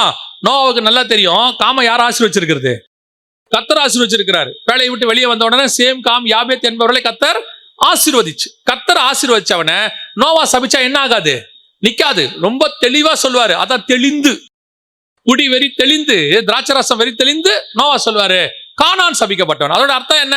நீ பொழைச்சிருவ, உன் பிள்ளை ஜெத்தான். அப்போ கர்த்தர் ஆசீர்வதிச்சவனை யாரும் சபிக்கவே முடியாது. நீங்கள் நானும் கர்த்தரால் ஆசீர்வதிக்கப்பட்டவர்கள். பக்கத்து வீட்டுக்காரன் சபிக்கிறான், எதிர் வீட்டுக்காரன் சபிக்கிறான், மண்ணவாரி உர்றான், தூசிக்கிறான், எதை பத்தியும் கவலைப்படாதீங்க. அதெல்லாம் அவங்களுக்கு அவங்களே வச்சுக்கிறதான செல்ஃப் சாபம். உங்களை அது எதுவுமே செய்யாது. ஆனா அதே நேரத்துல கர்த்தர் உங்களுக்கு ஒரு அபிஷேகம் வச்சிருக்கிறார். அந்த அபிஷேகத்துல இருந்து உங்களை காப்பாற்ற விரும்புகிறார். உனக்கு ஆண்டவர் சொல்றாரு வேணாம், உனக்கு ஆண்டவர் எச்சரிப்பு கொடுக்கிறார். இந்த காரியத்தை செய்யாத, இங்க போகாத, இங்க இரு, இந்த இடத்துக்கு போ அப்படின்னு ஆண்டவர் சொல்றாரு. அது சொல்றதுக்கு காரணம் என்ன தெரியுமா? உங்களை காப்பாற்ற விரும்புவது. இங்க என்ன ஆகுது? கர்த்தர் சொல்லி சொல்லி சொல்லி சொல்லி ஆண்டவர் அவருடைய சொன்னதெல்லாம் வீணா போகுது. அவரும் உட்கார்ந்து சொல்றாரு பிதா கிட்ட, இந்த வருஷம் இருக்கட்டும், இல்ல அவன் திருந்திடுவான், அவன் மாறிடுவான். வாக்கு கடங்காத பெருமூச்சுகளோடு கூட என்ன செய்யறாரா? விண்ணப்பங்களை ஏறெடுத்துக்கிட்டே இருக்கிறாரு. உங்களுக்கு தெரியும் தானே ஆண்டவர் எத்தனை தடவை உங்ககிட்ட பேசியிருக்கிறார், அப்படியே கேட்கிறீங்க. அப்புறம் கொஞ்ச நாள் கழிச்சு அதே பாவம், அதே காரியம். கர்த்தர் பார்க்கிறாரு, உன்னை நான் ஒப்பு கொடுக்க கூடாது என்று நினைக்கிறேன். சத்துருக்கள் கையில கொடுக்க கூடாது. அவர்களுடைய சூழ மதில் போட்டு உன்னை நெருக்கி உன் பிள்ளைகளை கொன்று உன்னுடைய வீடு கீடெல்லாம் இடிச்சு, இது வேணாம்பா, இந்த நிலைமை உனக்கு வர வேண்டாம். எப்ப துக்கமா இருக்கும் தெரியுமா? உனக்கு இதை கட்டி கொடுத்தது நான் தான். எருசலேமை கர்த்தர் தான் கட்டி கொடுத்தாரு. இஸ்ரவேல்னு ஒருத்தனை உருவாக்குனது கர்த்தர் தான். அவர் தான் எல்லாம் ரெடி பண்ணாருப்பா. அவரே சொல்றாரு இது உனக்கு நடக்க வேண்டாம், உனக்கு கிடைத்த அது லாஸ்ட் சான்ஸ் கொடுக்குறாரு. நான் நெகட்டிவா முடிக்க விரும்பல, பாசிட்டிவா முடிக்க விரும்புறேன். அந்த 42வது வசனத்தை வாசிங்க பார்ப்போம். உனக்கு கிடைத்த இந்த நாளிலும் உன் சமாதானத்துக்காக ஏற்றவைகளை நீ அறிந்திருந்தாயானால் நலமாயிருக்கும். Last chance. இந்த நாளிலும் நீ தள்ளிட்டா, அந்த சான்ஸை மிஸ் பண்ணிட்டீனா, இப்பொழுதோ அந்த சான்ஸை மிஸ் பண்ணவங்களுக்கு தான் அது. இப்பவும் கர்த்தர் கடைசியாய் உங்களுக்கு வாய்ப்பு கொடுக்க விரும்புகிறேன். நான் முதல் பாயிண்ட்ல உங்களுக்கு சொன்னதை திருப்பி சொல்றேன். நீ போய் விட முடியாத காரியமா இருந்தாலும் ஆண்டவர்கிட்ட, ஆண்டவரே நான் நிக்கணும்னு நினைக்கிறேன் தான், இதெல்லாம் கேட்கும் போது எனக்கு ஒரு கஷ்டம் வருது, என் இருதயத்துல ஒரு வாதம் வருது, நான் செய்யறது தப்புன்னு எனக்கு புரியுது, ஆனாலும் நான் அந்த ஒரு இடத்துல விழுந்துடுறேன், இப்ப எனக்கு கடைசி சான்ஸ்னு சொல்றீங்க, நான் மனம் திரும்ப விரும்புறேன் நீ சொன்னீங்கன்னா, அந்த ஃபர்ஸ்ட் பாயிண்ட்ல சொன்னதை திருப்பி சொல்றேன், கர்த்தர் உனக்கு பலப்படுத்த வல்லமை உள்ளவராக இருக்கிறார். உங்களுக்கு தெரியுமா, லாஸ்ட் மினிட் இப்ப சொல்லிட்டாரு ஆகாபு கிட்ட, எலியா கிட்ட சொல்லி அனுப்புறாரு, அவன் செத்தான்னு போய் சொல்லும்பாரு. படுக்கை விட்டு இறங்க மாட்டான், அவன் செத்தான்னு போய் சொல்றது எலியா சொன்னா அப்படியே நடக்கும். மழை பெய்யினா பெய்யும், பெய்யாதனா பெய்யாது, அக்கினி இறங்கினா இறங்கும். எலியாவுடைய வார்த்தையை மாதிரி ஒரு தீர்க்க தரிசனமான வார்த்தை, கர்த்தர் அதை கேட்டு செஞ்சார்னு இருக்கும். எலியாவின் சொல்படி கர்த்தர் செஞ்சார். அப்படியாப்பட்ட ப்ராஃபட் வந்து சொல்லிட்டான், நீ செத்தடா, சோ இனி நோ மோர் சான்ஸ், அவ்வளவுதான் முடிஞ்சிருச்சு, செத்தேனே அவன் சொல்லிட்டான். ஆனா இப்பவும் கர்த்தர் ஆகாப்புக்கு ஒரு சான்ஸ் வச்சாரு, லாஸ்ட் சான்ஸ். கர்த்தர் சொல்றாரு எலியா கிட்ட வந்து, ஆகாப்பு தன்னை தாழ்த்தினதை கண்டாயா? அவன் இப்ப தன்னை தாழ்த்தினா பத்தியா? அவன் ஆக்சுவலா இந்த நிமிஷம் அவன் செத்துருக்கணும். நீயும் சொல்லிட்ட, நானும் ரெடி ஆயிட்டேன், எல்லாம் ஓகே தான், பட் இந்த லாஸ்ட் சான்ஸ் ஒன்னு கொடுத்தேன், அவன் மனம் திரும்பிட்டான், அவனை மன்னிச்சிருவோம். நினிவே ஜனங்கள், அவருடைய பாவம் வந்து எட்டினது, யோனாவை அனுப்பிட்டாரு, சொல்லு அவனுங்க செத்தானுங்கன்ட்டு. Last chance. அவர்கள் ரட்டுடுத்தி சாம்பல்ல உட்கார்ந்தாங்க. கர்த்தர் அவர்களை மீட்க வல்லமை உள்ளவராக இருந்தார். அதே தேவன் தான் உங்களுக்கும் எனக்கும் தேவனாக இருக்கிறார். அவர் நேற்றும் இன்றும் என்றும் மாறாதவர். God wants to give you the chance. கர்த்தர் உனக்கு ஒரு வாய்ப்பை கொடுக்க விரும்புகிறார். நீ எப்பேற்பட்டாதான் வேதம் சொல்லும், உன்னுடைய பாவங்கள் செக்க செவேர் என்று இருந்தாலும் நம்முடைய ரத்தத்தாலே கழுவி உன்னை வெண்மையும் புதிதுமாய் பரிசுத்தமாய் மாத்த கர்த்தர் வல்லமை உள்ளவராய் இருக்கிறார். கர்த்தர்கிட்ட சான்ஸ் லாஸ்ட் செகண்ட் வரைக்கும் உண்டு, லாஸ்ட் செகண்ட், ஃபைனல் மினிட் வரைக்கும் உண்டு. இன்னைக்கு அந்த சான்ஸை கர்த்தர் கொடுக்க விரும்புகிறார். இப்ப நம்ம கிட்ட கர்த்தர் பார்க்கிற காரியங்கள் அதான். உன்னை நான் ஒரு விசேஷித்த அபிஷேகத்துல வச்சேன், உன்னை நான் உருவாக்குனேன். கர்த்தர் உன்னை ஒரு நோக்கத்துக்காக உங்களை ரெடி பண்ணார். இப்போ இவ்வளவும் பேசி பேசி பேசி கேட்காம லாஸ்ட் மினிட்டுக்கு வந்துட்டீங்க. இப்போவும் கர்த்தர் சொல்றாரு, நான் உன்னை அழிக்க விரும்பவில்லை, உன்னை சத்ருவின் கையில ஒப்படைக்க விரும்பவில்லை, உன்னை தள்ளிவிட நான் விரும்பவில்லை, சவுலை போல உன்னை தள்ளிவிட நான் விரும்பவில்லை. அல்லது ஆரம்ப காலத்தில் இருந்தது மாதிரி என் ஆவியோடு கூட உன் மாம்சம் போராடிக்கிட்டே இருக்கிறதுனால உன்னை கொன்று போட நான் விரும்பவில்லை. இன்னும் ஒரு வாய்ப்பை நான் தர விரும்புகிறேன். கர்த்தர் உன்னை மீண்டும் ஆண்டவர் மீட்க விரும்புகிறார். The final chance. உங்களுக்கு தெரியும், உங்களுக்கும் தேவனுக்கும் உள்ள காரியம் உங்களுக்கு தெரியும். கர்த்தர் உங்களோடு கூட எதை பத்தி பேசுறாருங்கிறதும் உங்களுக்கு தெரியும். கர்த்தர் இங்க இருக்கிற ஒவ்வொருத்தரோடு கூட அதை இடைபடுகிறாருங்கிறதும் தெரியும். கர்த்தருடைய காரியம் உங்கள் மத்தியில கடந்து வருகிறது என்பதும் உங்களுக்கு தெரியும். இன்னைக்கு ஆண்டவர் அநேகருக்கு அந்த வாய்ப்பை கொடுக்க விரும்புகிறார். இப்ப கர்த்தர் உங்களை மீட்க விரும்புகிறார். உங்களுடைய மாம்சத்தை ஆவியோடு கூட போராட விடாதீங்க. உங்க அபிஷேகம் எதுக்காக கர்த்தர் உங்களை அழைச்சாரோ அந்த அழைப்புல ஓடி முடிக்கணும்னு கரெக்டா இருங்க.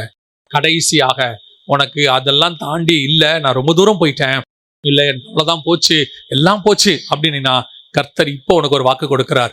உனக்கு கிடைத்த இந்த நாளில் ஆகிலும் நீ நலமானதை தெரிந்து கொண்டால் கர்த்தர் மீண்டும் மீட்க விரும்புகிறார். அல்லேலூயா. நாம் ஜெபிக்க போகிறோம். எந்திரிக்கலாமா? தேவ சமூகத்துல நாம் ஆண்டவர் நோக்கி பார்க்க போகிறோம். நீ எந்த நிலையில் இருந்தாலும் மீண்டும் உன்னை பழைய நிலைமைக்கு கொண்டு வருவதற்கு கர்த்தர் வல்லமை உள்ளவராயிருக்கிறார். ஏன்னா நீ விசேஷமாய் உருவாக்கப்பட்டவன், அதுக்காகவே நீ படைக்கப்பட்ட. சில நேரத்துல நீ பாவம் செஞ்சதுனால உன்னை தோட்டத்தை விட்டு நான் அனுப்பிட்டேன், கொஞ்சம் தூரம் போயிட்டேன். எதுக்கு தெரியுமா? நீ வேணான்றதுக்காக இல்ல, திரும்பி நீ வரணுன்றதுக்காக. நீ வேணானா என்னைக்கோ உன்னை நான் கொண்டு போட்டிருப்பேன். நீ செஞ்ச காரியத்துக்கெல்லாம் என்னைக்கோ உன்னை நான் கொண்டு போட்டிருப்பேன். உன் பாவம் எனக்கு முன்னாடி செக்க செவேர்னு இருந்துச்சு. நீ குற்றவாளியா நின்ன, நீ மன்னிக்க முடியாத, அந்த உலகத்தால மன்னிக்க முடியாதவன் நான் நின்ன. ஏன்? உனக்கு வேண்டப்பட்டவங்களே உன்னை தள்ளிட்டாங்க வேணான்னு. ஆனாலும் கர்த்தர் சொல்ற, உன்னை மீண்டும் நான் ஏற்றுக்கொள்ள விரும்புகிறேன். இந்த கடைசி சான்ஸ் ஒன்றை நான் கொடுக்க விரும்புகிறேன். நான் கடந்து போகும்போது நீ ரத்தத்தில் கிடந்தாய், நீ அருவருக்கத்தக்கதாய் இருந்தாய். உன் தொப்புள் கொடி அறுக்கப்படவும் இல்லை, நீ கழுவப்படவும் இல்லை. உன் காலம் பருவ காலமாய் இருந்தது. நான் என் வஸ்திரத்தினால் உன்னை மூடி, உன் நிர்வாணத்தை மூடி பிழைத்திரு என்றேன். அந்த தேவன் இன்னைக்கும் அதே வார்த்தையை உனக்கு திருப்பி சொல்றாரு, பிழைத்திரு. Just survive. உன்னை மீண்டும் பிழைத்திரு என்று சொல்லுகிறேன். உன் கோபம், உன் மூர்க்கம், உன் ஆணவம், உன் பொறாமை, உன் பெருமை எல்லாத்தையும் இன்னைக்கு போய் தேவ சமூகத்துல பாதத்துல வை. குப்பை. உனக்கு இருக்கக்கூடியதான காரியம் எல்லாம் தேவனாகிய கர்த்தருக்கு முன்பாக பாத படிக்கு கீழே நசுக்கிற விஷயத்தை கையில வச்சுக்கிட்டு நீ பெருசா நினைச்சுக்கிட்டு இருக்க. அவர் பார்வைக்கு அது அருவருப்பா இருக்கு. ஆண்டவர் சொல்றார், அகைன் மீண்டும் உன்னை நான் மீட்க விரும்புகிறேன். தள்ளப்பட்ட கல்லை மீண்டும் மூளைக்கல்லை நான் மாற்ற விரும்புகிறேன். உன் அபிஷேகத்தை நான் புதுப்பிக்க விரும்புகிறேன். யோசுவா என்கிறதான பிரதான ஆசாரியனுக்கு பழைய வஸ்திரத்தை களைந்து புதிய வஸ்திரத்தை போட்ட தேவன் சொல்றாரு, உனக்கு நான் மீண்டும் புதிய வஸ்திரத்தை நான் போட விரும்புகிறேன். மீண்டும் உன் அபிஷேகத்தை நான் புதுப்பிக்க விரும்புகிறேன். அந்த யோசுவா என்ற ஆசாரியனுக்கு கிரீடங்களை செய்யுங்கள் என்று சொல்லப்பட்டது போல அபிஷேக தைலம் எனும் கிரீடத்தை மீண்டும் உன் தலையிலே கர்த்தர் வைக்க விரும்புகிறார். சகரியாவின் புஸ்தகத்தில் அது வருகிறது. அந்த தேவன் உன்னையும் அப்படியே பார்க்க விரும்புகிறார். ஒப்பு கொடுப்போமா தேவ சமூகத்திலே? தேவனை துக்கப்படுத்தாதிருங்கள். உங்கள் நிமித்தம் கர்த்தர் சந்தோஷப்படணும். இவனை உண்டாக்கினதுக்கு நான் மனஸ்தாபப்படுகிறேன்னு சொல்லக்கூடாது. இவனை உண்டாக்கினதுக்கு நான் சந்தோஷப்படுகிறேன். இவனை கிரியேட் பண்ணதுக்கு எனக்கு ரொம்ப சந்தோஷம். நான் சொன்னபடியெல்லாம் அவன் செய்தான். என் வாக்கின்படியெல்லாம் செய்வான். என் இருதயத்துக்கு ஏற்றபடியெல்லாம் அவன் செய்வான். 70 பேர் போய் எல்லா காரியத்தையும் செஞ்சுட்டு திரும்பும் பொழுது வேதம் சொல்லுது, பிசாசு கீழே தள்ளப்பட்டதை இயேசு பார்த்து சொல்றாரு, ஆவியிலே களி கூர்ந்து.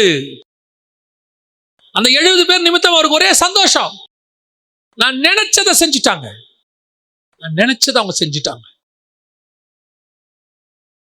ஒப்பு கொடுப்போமா தேவ சமூகத்துல? ஆண்டவரே, என் நிமித்தம் நீர் துக்கப்படவே கூடாது. இனிமேட்டு உங்களுடைய ஆண்டவர் சொன்ன வார்த்தைய நாம சொல்லுவோமா?